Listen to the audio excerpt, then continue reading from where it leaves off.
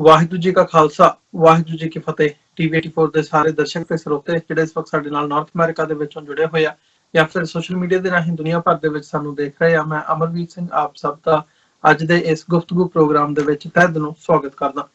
Views, ਅਸੀਂ ਪਿਛਲੇ ਦਿਨਾਂ ਦੇ ਵਿੱਚ ਵਿਸ਼ੇਸ਼ ਕਰਕੇ ਦੇਖ ਰਹੇ ਹਾਂ ਕਿ ਭਾਰਤ ਦੇ ਵਿੱਚ ਜਿਹੜੇ ਸਿੱਖ ਨੌਜਵਾਨ ਨੇ ਉਹਨਾਂ ਨੂੰ ਟਾਰਗੇਟ ਕੀਤਾ ਜਾ ਰਿਹਾ ਹੈ, ਵਿਸ਼ੇਸ਼ ਕਰਕੇ ਖਾਲਿਸਤਾਨੀ ਕਹਿ ਕੇ, ਟੈਰਰਿਸਟ ਕਹਿ ਕੇ, ਉਹਨਾਂ ਦਾ ਸਬੰਧ ਪਾਕਿਸਤਾਨ ਦੇ ਨਾਲ ਦੱਸ ਕੇ, ਆਈਐਸਆਈ ਦੀ ਇਨਵੋਲਵਮੈਂਟ ਇਸ ਪਾਰਟ ਦੇ ਵਿੱਚ ਦੱਸ ਕੇ ਜਿਹੜੀਆਂ ਅਰੈਸਟ ਨੇ ਉਹ ਕੀਤੀਆਂ ਜਾ ਰਹੀਆਂ ਨੇ। ਇਦਾਂ ਦੀਆਂ ਕਈ ਘਟਨਾਵਾਂ ਇਸ ਵਕਤ ਸਾਡੇ ਸਾਹਮਣੇ ਆ ਰਹੀਆਂ ਨੇ। ਇੱਕ ਪਿਛਲੇ ਦਿਨਾਂ ਦੇ ਵਿੱਚ ਖਬਰ ਦਿੱਲੀ ਦੇ ਵਿੱਚੋਂ ਆਈ ਹੈ, ਜਿੱਥੇ ਇਹ ਕਿਹਾ ਗਿਆ ਕਿ ਜੀ KLF ਦੇ 3 ਜਿਹੜੇ ਨੇ ਖਾੜਕੂ, ਉਹਨਾਂ ਨੂੰ ਹਥਿਆਰਾਂ ਦੇ ਨਾਲ ਤੇ ਅਸਲਾ ਥੋੜਾ ਜਿਹਾ ਉਹਨਾਂ ਕੋਲੋਂ ਦਿਖਾ ਕੇ ਉਹਨਾਂ ਨੂੰ ਅਰੈਸਟ ਕੀਤਾ ਗਿਆ। ਇਦਾਂ ਦੀ ਹੀ ਖਬਰ ਫਿਰ ਪੰਜਾਬ ਦੇ ਪਟਿਆਲਾ ਦੇ ਵਿੱਚੋਂ ਆਈ ਹੈ 2 ਦਿਨ ਪਹਿਲਾਂ, ਜਿੱਥੇ 3 ਬੰਦੇ ਜਿਹੜੇ ਹੈਗੇ ਨੇ KLF ਦੇ ਉਹਨਾਂ ਨੂੰ ਗ੍ਰਿਫਤਾਰ ਕਰਨ ਦੀ ਗੱਲ ਸਾਡੇ ਸਾਹਮਣੇ ਆਈ ਹੈ। ਸੋ ਜਿਹੜੀਆਂ ਇਹ ਘਟਨਾਵਾਂ ਨੇ ਇਹ ਕਿਤੇ ਨਾ ਕਿਤੇ ਜਿਹੜੀ ਪੋਲਿਟਿਕਸ ਹੈਗੀ ਹੈ ਉਸ ਵੱਲ, ਜਾਂ ਪੋਲੀਟੀਕਲ ਜਿਹੜੀ ਨੀਤੀ ਹੈ ਭਾਰਤ ਸਰਕਾਰ ਦੀ ਜਾਂ ਇੰਟੈਲੀਜੈਂਸ ਏਜੰਸੀਜ਼ ਦੀ ਜਿਹੜੀਆਂ ਇੰਡੀਆ ਦੇ ਵਿੱਚ ਹੈਗੀਆਂ ਨੇ, ਉਹ ਉਹਨਾਂ ਦੀ ਨੀਤੀ ਕਿਤੇ ਨਾ ਕਿਤੇ ਚੇਂਜ ਹੋਈ ਜਾਂ ਉਹਦੇ ਤੇ ਸਵਾਲ ਖੜਾ ਕਰਦਾ ਵੀ ਇਹ ਚੱਲ ਕੀ ਰਿਹਾ ਇਸ ਵਕਤ। ਤੇ ਜਿਹੜੀ ਲੇਟੈਸਟ ਖਬਰ ਅੱਜ ਸਾਡੇ ਸਾਹਮਣੇ ਆਈ ਹੈ ਉਹ ਇਹ ਹੈ ਕਿ ਭਾਰਤ ਦੀ ਮਿਨਿਸਟਰੀ ਆਫ ਹੋਮ ਅਫੇਅਰਸ ਵੱਲੋਂ 9 ਜਿਹੜੇ ਸਿੱਖ ਨੇ ਉਹਨਾਂ ਨੂੰ ਖਾੜਕੂ ਅੱਤਵਾਦੀ ਉਹਨਾਂ ਨੂੰ ਗਰਦਾਨ ਦਿੱਤਾ ਗਿਆ। ਉਹਨਾਂ ਦੇ ਜਿਹੜੇ ਲਿੰਕਸ ਨੇ ਉਹ ਪਾਕਿਸਤਾਨ ਦੀ ISI ਦੇ ਨਾਲ ਦੱਸੇ ਗਏ ਨੇ। ਬਹੁਤੇ ਕੁਝ ਉਹਨਾਂ ਦੇ ਵਿੱਚੋਂ ਜਿਹੜੇ ਬਹੁਤੇ ਨੇ ਉਹ ਬਾਹਰਲੇ ਮੁਲਕਾਂ ਦੇ ਵਿੱਚ ਇਸ ਵਕਤ ਮੌਜੂਦ ਨੇ। ਉਹ ਇੰਗਲੈਂਡ ਦੇ ਵਿੱਚੋਂ ਵੀ ਨੇ, ਇੱਥੇ ਨਾਰਥ ਅਮਰੀਕਾ ਦੇ ਵਿੱਚ, ਜਾਂ 2-3 ਜਿਹੜੇ ਹੈਗੇ ਆ ਉਹ ਪਾਕਿਸਤਾਨ ਬੇਸਡ ਨੇ। ਤੇ ਇਹਨਾਂ ਸਾਰਿਆਂ ਦੀ ਇੱਕ ਸੂਚੀ ਬਣਾ ਕੇ 9 ਬੰਦਿਆਂ ਨੂੰ ਜਿਹੜਾ ਆ ਉਹ ਨਾਮਜ਼ਦ ਕੀਤਾ ਗਿਆ ਕਿ ਜੀ ਇਹ ਅਸੀਂ ਅੱਜ ਟੈਰਰਿਸਟ ਐਲਾਨਦੇ ਆ, ਜਿਹੜੇ ਭਾਰਤ ਦੇ ਖਿਲਾਫ ਕੰਮ ਕਰਦੇ ਆ ਤੇ ਭਾਰਤ ਦੇ ਵਿੱਚ ਵੱਖ-ਵੱਖ ਜਿਹੜੀਆਂ ਦਹਿਸ਼ਤਗਰਦ ਘਟਨਾਵਾਂ ਹੋਈਆਂ ਨੇ ਉਹਨਾਂ ਦੇ ਵਿੱਚ ਇਹਨਾਂ ਦਾ ਹੱਥ ਹੈ। ਸੋ ਇਹ ਸਿੱਖਾਂ ਨੂੰ ਜਦੋਂ ਇੱਕ ਟਾਰਗੇਟਡ ਲਾਈਨ ਦੇਖਣ ਦੀ ਗੱਲ ਅਸੀਂ ਦੇਖ ਰਹੇ ਹਾਂ, ਅਰੈਸਟ ਹੋਣੀਆਂ ਇੱਕ ਪਾਸੇ, ਫਿਰ ਮਿਨਿਸਟਰੀ ਆਫ ਹੋਮ ਅਫੇਅਰਸ ਵੱਲੋਂ 9 ਸਿੱਖਾਂ ਨੂੰ ਟੈਰਰਿਸਟ ਗਰਦਾਨਣਾ, ਇਹ ਇੱਕ ਪਾਸੇ। ਜਥੇਬੰਦੀਆਂ ਤੇ ਪਹਿਲਾਂ ਵੀ ਬੈਨ ਕੀਤੀਆਂ ਜਾਂਦੀਆਂ ਸੀ ਜਾਂ ਐਕਟੀਵਿਟੀਜ਼ ਕਰਕੇ, ਜਦੋਂ ਤੁਸੀਂ ਆਪਣੇ ਵੱਖਰੇ ਮੁਲਕ ਦੀ ਗੱਲ ਕਰਦੇ ਹੋ ਉਹਨੂੰ ਸੈਡੀਸ਼ਨ ਦੇ ਥੱਲੇ, ਦੇਸ਼ ਧਰੋਹ ਦੇ ਥੱਲੇ ਦੇਖਿਆ ਜਾਂਦਾ ਸੀ। ਪਰ ਹੁਣ ਜਿਹੜੀ ਇਹ ਇੰਡੀਵਿਜੂਅਲਿਸਟਿਕ ਲਾਈਨ ਸ਼ੁਰੂ ਹੋਈ ਹੈ, ਕੱਲੇ ਬੰਦੇ ਨੂੰ ਨਾਮਜ਼ਦ ਕਰਕੇ ਜਿਹੜਾ ਆ ਉਹ ਅੱਤਵਾਦੀ ਗਰਦਾਨਣਾ, ਇਹ ਕੀ ਮਾਇਨੇ ਰੱਖਦਾ ਹੈ ਤੇ ਇਹ ਸਾਰੀਆਂ ਜਿਹੜੀਆਂ ਘਟਨਾਵਾਂ ਨੇ ਇਹ ਕੀ ਇਸ਼ਾਰਾ ਕਰਦੀਆਂ ਨੇ, ਇਸ ਬਾਬਤ ਅੱਜ ਅਸੀਂ ਵਿਚਾਰ ਚਰਚਾ ਕਰਨ ਜਾ ਰਹੇ ਹਾਂ। ਇਸ ਸਾਰੀ ਗੱਲਬਾਤ ਦੇ ਲਈ ਸਾਡੇ ਨਾਲ ਲੁਧਿਆਣਾ ਤੋਂ ਵਕੀਲ ਸਰਦਾਰ ਜਸਪਾਲ ਸਿੰਘ ਮੰਝਪੁਰ ਇਸ ਵਕਤ ਸਾਡੇ ਨਾਲ ਜੁੜੇ ਹੋਏ ਨੇ। ਆਓ ਉਹਨਾਂ ਨਾਲ ਮਿਲ ਕੇ ਇਸ ਵਿਚਾਰ ਚਰਚਾ ਦੀ ਸ਼ੁਰੂਆਤ ਕਰਦੇ ਹਾਂ। ਮੰਝਪੁਰ ਸਾਹਿਬ, ਤੁਹਾਡਾ ਸਵਾਗਤ ਹੈ ਜੀ। ਵਾਹਿਗੁਰੂ ਜੀ ਕਾ ਖਾਲਸਾ, ਵਾਹਿਗੁਰੂ ਜੀ ਕਾ ਖਾਲਸਾ, ਵਾਹਿਗੁਰੂ ਜੀ ਕੀ ਫਤਿਹ। ਮੰਝਪੁਰ ਸਾਹਿਬ, ਕਿਵੇਂ ਦੇਖਦੇ ਹੋ ਜਿਹੜੀਆਂ 2 ਘਟਨਾਵਾਂ ਵਿਸ਼ੇਸ਼ ਕਰਕੇ ਦਿੱਲੀ ਤੇ ਪਟਿਆਲੇ ਦੀ ਸਾਡੇ ਸਾਹਮਣੇ ਆਈ ਹੈ, ਜਿੱਥੇ 3 ਸਿੱਖ ਨੌਜਵਾਨਾਂ ਨੂੰ ਗ੍ਰਿਫਤਾਰ ਕੀਤਾ ਗਿਆ, ਇਹਦੇ ਤੇ ਪ੍ਰੋਟੈਸਟ ਸਿੱਖ ਜਥੇਬੰਦੀਆਂ ਵੱਲੋਂ ਵੀ ਕੀਤਾ ਗਿਆ ਕਿ ਗੱਲ ਕੀ ਹੈ, ਕਿਉਂ ਗ੍ਰਿਫਤਾਰ ਕੀਤਾ ਜਾ ਰਿਹਾ ਹੈ। ਈਵਨ SGPC ਦੇ ਵਿੱਚੋਂ ਵੀ ਜਿਹੜੇ SGPC ਮੈਂਬਰ ਨੇ ਉਹਨਾਂ ਵੱਲੋਂ ਵੀ ਇਹ ਗੱਲ ਕੁਐਸਚਨ ਕੀਤਾ ਗਿਆ ਵੀ ਇਹਨਾਂ ਨੇ ਕੀਤਾ ਕੀ ਹੈ ਜਿਨ੍ਹਾਂ ਨੂੰ ਤੁਸੀਂ ਗ੍ਰਿਫਤਾਰ ਕਰ ਰਹੇ ਹੋ। ਦੇਖੋ, ਜਿਹੜਾ ਇੱਕ ਪੂਰੇ ਮੁਲਕ ਦਾ ਮਾਹੌਲ, ਖਾਸ ਤੌਰ ਤੇ ਦਿੱਲੀ ਦਾ CA ਤੇ NRC ਦੇ ਉਹ ਜਿਹੜੇ ਸਾਰੇ ਸ਼ਾਹੀਨ ਬਾਗ ਦੇ ਪ੍ਰੋਟੈਸਟ ਦੇ ਵਿੱਚ, ਉੱਥੇ ਬਹੁਤ ਸਾਰੇ ਲੋਕਾਂ ਦੇ ਉੱਤੇ, ਪਹਿਲਾਂ ਮੁਸਲਮਾਨਾਂ ਦੇ ਉੱਤੇ ਜਾਂ ਜਿਹੜੇ ਵੀ ਲੈਫਟਿਸਟ ਵੀ ਸੀ ਉਹਨਾਂ ਦੇ ਉੱਤੇ UAP ਦੇ ਕੇਸਿਸ ਪਾ ਕੇ ਤੇ ਉਹਨਾਂ ਨੂੰ ਜੇਲ੍ਹਾਂ 'ਚ ਪਿਛਲੇ 2-3 ਮਹੀਨਿਆਂ ਤੋਂ ਡੱਕਿਆ ਜਾ ਰਿਹਾ। ਮੈਂ ਸਮਝਦਾ ਵੀ ਉਹਦੇ ਤਹਿਤ ਹੀ ਇਹ ਜਿਹੜੇ ਨੌਜਵਾਨ ਦਿੱਲੀ ਫੜੇ ਆ, ਉਹਨਾਂ ਦੇ ਵਿੱਚ ਨੌਜਵਾਨ ਜਿਹੜੇ ਹੈਗੇ ਜਾਂ ਪਟਿਆਲੇ ਫੜੇ ਆ, ਇਹਨਾਂ ਦੇ ਵਿੱਚ ਨੌਜਵਾਨ ਸੀਗੇ ਜਿਹੜੇ ਕਿਸੇ ਨਾ ਕਿਸੇ ਤਰ੍ਹਾਂ ਭਾਈ ਜਗਤਾਰ ਸਿੰਘ ਹਵਾਲਾ ਕਮੇਟੀ ਨਾਲ ਸੰਬੰਧਿਤ ਸੀਗੇ। ਤੇ ਉੱਥੇ ਸ਼ਾਹੀਨ ਬਾਗ ਦੇ ਵਿੱਚ ਵੀ ਉਹਨਾਂ ਦੀ ਹਾਜ਼ਰੀ ਸੋਸ਼ਲ ਮੀਡੀਆ ਦੇ ਸਾਹਮਣੇ ਆਈ ਆ ਵੀ ਉੱਥੇ ਉਹਨਾਂ ਨੇ ਜਿੱਥੇ ਜਿਨ੍ਹਾਂ ਏਰੀਆ ਦੇ ਵਿੱਚ ਮੁਸਲਮਾਨਾਂ ਦੇ ਖਿਲਾਫ ਦੰਗੇ ਉੱਥੇ ਹੋਏ ਆ, ਉੱਥੇ ਉਹਨਾਂ ਰਾਹਤ ਕੈਂਪਾਂ 'ਚ ਲੰਗਰ ਵੀ ਲਾਏ, ਉਹਨਾਂ ਨੂੰ ਮਦਦ ਵੀ ਕੀਤੀ ਆ। ਸੋ ਇੱਕ ਤਾਂ ਇਹ ਵੀ ਸਮਝ ਸਕਦੇ ਆ ਵੀ ਜਿਹੜੇ ਉਹਨਾਂ ਨੇ ਉੱਥੇ ਆਲਰੇਡੀ ਇਹ ਕੰਪੇਨ ਚੱਲ ਰਹੀ ਸੀ ਦਿੱਲੀ ਪੁਲਿਸ ਦੀ ਵੀ ਜਿਹੜੇ ਲੋਕਾਂ ਨੇ ਵੀ ਸ਼ਾਹੀਨ ਬਾਗ ਦੇ ਵਿੱਚ ਕਿਸੇ ਨਾ ਕਿਸੇ ਤਰ੍ਹਾਂ ਪਹੁੰਚ ਕੀਤੀ ਆ ਜਾਂ ਆਪਣਾ ਕੰਟਰੀਬਿਊਸ਼ਨ ਕੀਤਾ ਆ, ਉਹਨਾਂ ਲੋਕਾਂ ਨੂੰ ਜਿਹੜਾ ਟਾਰਗੇਟ ਕਰਨਾ। ਤੇ ਪਰ ਇਹਦੇ ਵਿੱਚ ਤੁਸੀਂ ਦੇਖੋ ਵੀ ਜਿਹੜੇ 3 ਨੌਜਵਾਨ ਪਹਿਲਾਂ ਦਿੱਲੀ ਪੁਲਿਸ ਨੇ ਫੜੇ ਤਾਂ ਉਹਨਾਂ ਨੇ ਕੁਝ ਦਿਨ ਪਹਿਲਾਂ ਸੀ, ਪਰ 16/6 ਨੂੰ ਇੱਕ ਦੀ ਅਰੈਸਟ ਦਿਖਾਈ। ਮਹਿੰਦਰਪਾਲ ਸਿੰਘ ਜਿਹੜਾ ਮੂਲ ਬਾਰਾਮੂਲਾ ਜੰਮੂ ਕਸ਼ਮੀਰ ਦਾ ਸੀ, ਪਰ ਉਹ ਦਿੱਲੀ ਦੇ ਵਿੱਚ ਕੰਮ ਕਰਦਾ ਸੀ ਉੱਥੇ ਤੇ ਉੱਥੇ ਰਹਿੰਦਾ ਸੀ। ਤੇ ਇੱਕ ਉਹਨਾਂ ਨੇ ਫਿਰ ਸ਼ਾਦੀਪੁਰ ਗੂਲੇ ਚੀਕੇ ਦਾ ਨੌਜਵਾਨ ਉਹ ਸਮਾਣਾ ਤੋਂ 18 ਨੂੰ ਚੁੱਕਿਆ, ਫਿਰ ਉਹਨਾਂ ਨੇ 24/6 ਨੂੰ ਇੱਕ ਗੁਰਤੇਜ ਸਿੰਘ ਦੀ ਜਿਹੜੀ ਜ਼ਿਆਦਾ ਕਰਕੇ ਆਈ ਆ ਵੀ ਉੱਥੇ ਉਹ ਸਰਗਰਮ ਸੀਗਾ। ਸੋ ਉਹਨਾਂ ਨੂੰ ਦਿਖਾਇਆ ਗਿਆ ਵੀ ਇਹ ਪਹਿਲਾਂ ਮਹਾਲੀ ਪੁਲਿਸ ਨੇ ਤੀਰਥ ਸਿੰਘ ਨੂੰ 2 ਜੂਨ ਨੂੰ ਫੜਿਆ ਸੀਗਾ, ਇਹ ਮੇਰਠ ਤੋਂ, ਉਹਨਾਂ ਦੇ ਨਾਲ ਇਹਨਾਂ ਦਾ ਲਿੰਕ ਬਣਾਇਆ ਗਿਆ। ਤੇ ਜਿਹੜੇ ਨੌਜਵਾਨ ਦਿੱਲੀ ਫੜੇ ਗਏ ਉਹਨਾਂ ਚੋਂ ਇੱਕ ਦਾ ਨੌਜਵਾਨ ਜਿਹੜੇ ਹੁਣ ਪਟਿਆਲੇ ਚੋਂ ਫੜੇ 30 ਨੌਜਵਾਨ, ਇਹ 30 ਜੂਨ ਨੂੰ ਸੁਖਚੈਨ ਸਿੰਘ, ਅਮਰਤਪਾਲ ਤੇ ਜਸਪ੍ਰੀਤ, ਉਹਨਾਂ ਚੋਂ ਅਮਰਤਪਾਲ ਦਾ ਲਿੰਕ ਜਿਹੜਾ ਉਹ ਦੂਜੇ ਪਾਸੇ ਜਿਹੜਾ ਲਵਪ੍ਰੀਤ ਸਿੰਘ ਉੱਥੇ ਫੜਿਆ ਦਿੱਲੀ, ਉਹਦੇ ਨਾਲ ਬਣਾਇਆ ਗਿਆ। ਸੋ ਇਹਦੇ 'ਚ ਇੱਕ ਹੋਰ ਹੈਵੀ ਗੱਲ ਵੀ ਇਹ ਤੋਂ ਪਹਿਲਾਂ ਇਹ ਸੁਲਤਾਨਵਿੰਡ ਅੰਮ੍ਰਿਤਸਰ ਦੇ 2 ਨੌਜਵਾਨ ਸੀਗੇ, ਉਹਨਾਂ ਨੂੰ ਜੰਡਿਆਲਾ ਗੁਰੂ ਤੋਂ ਫੜਿਆ ਦਿਖਾਇਆ ਗਿਆ। ਉਸ ਤੋਂ ਪਹਿਲਾਂ 2 ਜੂਨ ਨੂੰ ਤੀਰ ਸਿੰਘ ਫੜਿਆ, ਤੇ ਇੱਕ ਹੋਰ ਨੌਜਵਾਨ 23 ਜੂਨ ਨੂੰ ਜਿਹੜਾ ਪ੍ਰਗਟ ਸਿੰਘ ਆ, ਉਹ ਮੁਕਤਸਰ ਤੋਂ ਜਿਹੜਾ NIA ਨੇ ਇੱਕ ਪੁਰਾਣੇ ਕੇਸ ਦੇ ਵਿੱਚ ਉਹਨੂੰ ਘਰੇ ਸੀਗਾ, ਉਹਨੂੰ ਆਪਣੇ ਕਾਗਜ਼ਾਂ 'ਚ ਹੀ ਭਗੌੜਾ ਕਰਾਰ ਦਿੱਤਾ ਹੋਇਆ ਸੀ, ਤੇ ਕਾਗਜ਼ਾਂ 'ਚ ਹੀ ਬਾਅਦ ਦੇ ਵਿੱਚ ਜਾ ਕੇ ਉਹਨੂੰ ਕਾਗਜ਼ਾਂ ਦੇ ਵਿੱਚ ਵਾਂਟਡ ਦਿਖਾਇਆ ਵੀ 21 ਮਹੀਨੇ ਪਹਿਲਾਂ ਦਾ ਵਾਂਟਡ ਸੀ, ਉਹ ਘਰੇ ਰਹਿ ਰਿਹਾ ਸੀ ਪ੍ਰਗਟ ਸਿੰਘ, ਉਹਨੂੰ NIA ਨੇ ਫੜਿਆ। ਸੋ ਟੋਟਲ ਇਸ ਮਹੀਨੇ 'ਚ ਜਿਹੜੇ ਆ ਇਹ 10 ਨੌਜਵਾਨ ਜਿਹੜੇ ਪੰਜਾਬ ਪੁਲਿਸ ਨੇ, NIA ਨੇ ਤੇ ਦਿੱਲੀ ਪੁਲਿਸ ਨੇ ਫੜੇ ਆ। ਸੋ ਦਿੱਲੀ ਪੁਲਿਸ ਦਾ ਸੰਬੰਧ ਜ਼ਿਆਦਾ ਕਰਕੇ ਜਿਹੜਾ ਹੈਗਾ ਉਹ ਉਹਨਾਂ ਨਾਲ ਨੌਜਵਾਨਾਂ ਦਾ ਸੰਬੰਧ ਹੈਗਾ ਜਿਹੜੇ ਉੱਥੇ CAA ਤੇ NRC ਦੇ ਵਿਰੁੱਧ ਮੁਜਾਹਦੇ ਸ਼ਾਹੀਨ ਬਾਗ ਦੇ ਵਿੱਚ ਸੀ। ਸੋ ਕਹਾਣੀ ਬਿਲਕੁਲ ਉਹੀ ਆ ਜਿਹੜੀ ਪਿਛਲੇ 20 ਸਾਲ ਤੋਂ ਇੱਥੇ ਦਹਾਈ ਜਾਂਦੀ ਆ ਵੀ ਨਾਕਾ ਲੱਗਾ ਸੀ, ਉੱਥੇ ਇੱਕ ਨੌਜਵਾਨ ਆਇਆ, ਉਹਨੂੰ ਸ਼ੱਕੀ ਹੋਇਆ, ਪਿੱਛੇ ਨੂੰ ਮੁੜਨ ਲੱਗਾ, ਉਹਨੂੰ ਪੁੱਛਿਆ, ਉਹਦਾ ਨਾਂ ਪਤਾ ਲੱਗਿਆ, ਉਹਦੇ ਕੋਲ ਪਿਸਤੌਲ ਮਿਲੀ, ਫਿਰ ਉਹ ਲਾਇਸੈਂਸ ਨਹੀਂ ਭੇਜ ਸਕਿਆ, ਇਹ ਆਰਮਜ਼ ਐਕਟ ਦਾ ਬਣ ਗਿਆ। ਬਾਅਦ ਚ ਉਹਨੇ ਇਨਕਸ਼ਾਫ ਕੀਤਾ ਵੀ ਮੇਰੇ ਫਲਾਣੇ ਨਾਲ ਸੰਬੰਧ ਆ, ਤੇ ਉਹ ਫਿਰ UAP ਦਾ ਵਾਧਾ ਹੋ ਗਿਆ। ਸੋ ਇਹ ਇਸ ਤਰ੍ਹਾਂ ਦੀ ਜਿਹੜੀਆਂ ਸਾਹਿਤਕ ਕਹਾਣੀਆਂ ਪੰਜਾਬ ਪੁਲਿਸ ਦੀਆਂ ਜਾਂ ਇੰਡੀਅਨ ਪੁਲਿਸ ਦੀਆਂ ਜਿਹੜੀਆਂ ਹੈਗੀਆਂ, ਉਹਦੇ ਤਹਿਤ ਹੀ ਇਹਨਾਂ ਨੂੰ ਕਿਹਾ ਗਿਆ। ਜ਼ਿਆਦਾ ਕਰਕੇ ਜਿਹੜੇ ਕੇਸ ਪਿਛਲੇ ਸਮੇਂ ਹੋਏ ਆ ਉਹਦੇ ਚ ਉਹ ਸੋਸ਼ਲ ਮੀਡੀਆ ਦੇ ਉੱਤੇ ਜਿਹੜੇ ਕੋਈ ਨੌਜਵਾਨ, ਹਰੇਕ ਦਾ ਅੱਜ ਕੱਲ੍ਹ WhatsApp ਦੇ ਉੱਤੇ ਗਰੁੱਪਾਂ ਦੇ ਵਿੱਚ ਆ, ਕੋਈ ਨਾ ਕੋਈ Facebook ਅਕਾਊਂਟ ਆ, ਤੇ ਉਹਦੇ ਜੇ ਕਿਸੇ ਨੇ ਸੰਤ ਜਰਨੈਲ ਸਿੰਘ ਭਿੰਡਰਾਂਵਾਲੇ ਦੀ ਵੀ ਫੋਟੋ ਲਾਈ ਹੋਈ ਆ, ਸੋ ਉਹਨੂੰ ਕਿਹਾ ਜਾਂਦਾ ਵੀ ਇਹ ਰੈਡੀਕਲਾਈਜ਼ ਹੋ ਰਿਹਾ ਸੀਗਾ ਇਹ ਖਾਲਿਸਤਾਨ ਮੂਵਮੈਂਟ ਦੇ ਪ੍ਰਤੀ। ਸੋ ਦੂਜੇ ਪਾਸੇ ਜਿਹੜੇ ਗਿਆਨੀ ਹਰਪ੍ਰੀਤ ਸਿੰਘ ਦਾ ਵੀ ਬਿਆਨ ਆ ਗਿਆ ਵੀ ਖਾਲਿਸਤਾਨ ਕਹਿਣਾ ਜਿਹੜਾ ਉਹ ਜਾਇਜ਼। ਉਦੋਂ ਕੈਪਟਨ ਨੇ ਕਹਿ ਦਿੱਤਾ ਵੀ ਕੋਈ ਸਿੱਖ ਖਾਲਿਸਤਾਨ ਨਹੀਂ ਚਾਹੁੰਦਾ, ਉਸੇ ਦਲ ਖਾਲਸਾ ਨੇ ਕਹਿ ਦਿੱਤਾ। ਉਦੋਂ ਗੁਰਪਤਵੰਤ ਪੰਨੂ ਦਾ ਜਿਹੜਾ ਰੈਫਰੈਂਡਮ ਦਾ ਚੱਲ ਰਿਹਾ ਵੀ 2020 ਚੋਣਾਂ। ਸੋ ਸਾਰੇ ਕਾਸੇ ਨੂੰ ਮਿਲਾ ਕੇ ਦੇਖੀ ਤੇ ਪੁਲਿਸ ਸਟੇਟ ਇਹ ਭਾਵੇਂ ਕੋਰੋਨਾ ਕੋਵਿਡ ਕਰਕੇ ਬਣਦੀ ਨਜ਼ਰ ਆਉਂਦੀ ਸੀ, ਪਰ ਹੁਣ ਜਿਹੜੇ ਹਾਲਾਤ ਆ, ਤੇ ਜਿਹੜੀ ਤੁਸੀਂ ਵੀ ਗੱਲ ਕੀਤੀ ਵੀ ਜਿਹੜੀ ਪਹਿਲਾਂ ਸੋਧ ਹੋਈ ਸੀ UAP ਐਕਟ 'ਚ, ਉਹਦੇ ਤਹਿਤ ਕਿਸੇ ਇੰਡੀਵਿਜੂਅਲ ਨੂੰ ਅਜੇ ਟੈਰਰਿਸਟ ਨਹੀਂ ਸੀ ਡਿਕਲੇਅਰ ਕੀਤਾ। ਹੁਣ ਅੱਜ ਉਹਨਾਂ 9 ਬੰਦਿਆਂ ਨੂੰ ਵੀ ਕੈਨੇਡਾ ਤੇ UK ਤੇ ਪਾਕਿਸਤਾਨ, ਜਰਮਨ ਬੈਠੇ ਬੰਦਿਆਂ ਨੂੰ ਵੀ ਜਿਹੜਾ ਉਹਨਾਂ ਨੇ ਬਾਏ ਨੇਮ ਕਰਤਾ। ਫਿਰ ਇਹ ਬਾਏ ਨੇਮ ਕਰਨ ਤੋਂ ਬਾਅਦ, ਕਿਉਂਕਿ ਇੰਟਰਨੈਸ਼ਨਲ ਟ੍ਰੀਟੀਜ਼ ਹੈਗੀਆਂ, ਫਿਰ ਉਹਨਾਂ ਮੁਲਕਾਂ ਤੋਂ ਮੰਗਣਗੇ ਉਹਨਾਂ ਬੰਦਿਆਂ ਨੂੰ, ਖਾਸ ਤੌਰ ਤੇ ਪਰਮਜੀਤ ਸਿੰਘ ਪੰਮੇ UK ਤੇ ਹਰਦੀਪ ਸਿੰਘ ਨਿੱਜਲ ਦੇ ਖਿਲਾਫ NIA ਇੱਥੇ ਕਾਫੀ ਐਕਟੀਵਿਟੀ ਕਰ ਰਹੀ ਉਹਨਾਂ ਨੂੰ ਲਿਆਉਣ ਦੇ ਵਾਸਤੇ। ਸੋ ਸਾਰਾ ਇੱਕ ਜਿਹੜਾ ਇਸ ਮੁਲਕ ਦਾ, ਇਸ ਖਿੱਤੇ ਦਾ ਸਿਨੈਰੀਓ ਸੀਗਾ, ਇੱਕ ਜਿਹੜਾ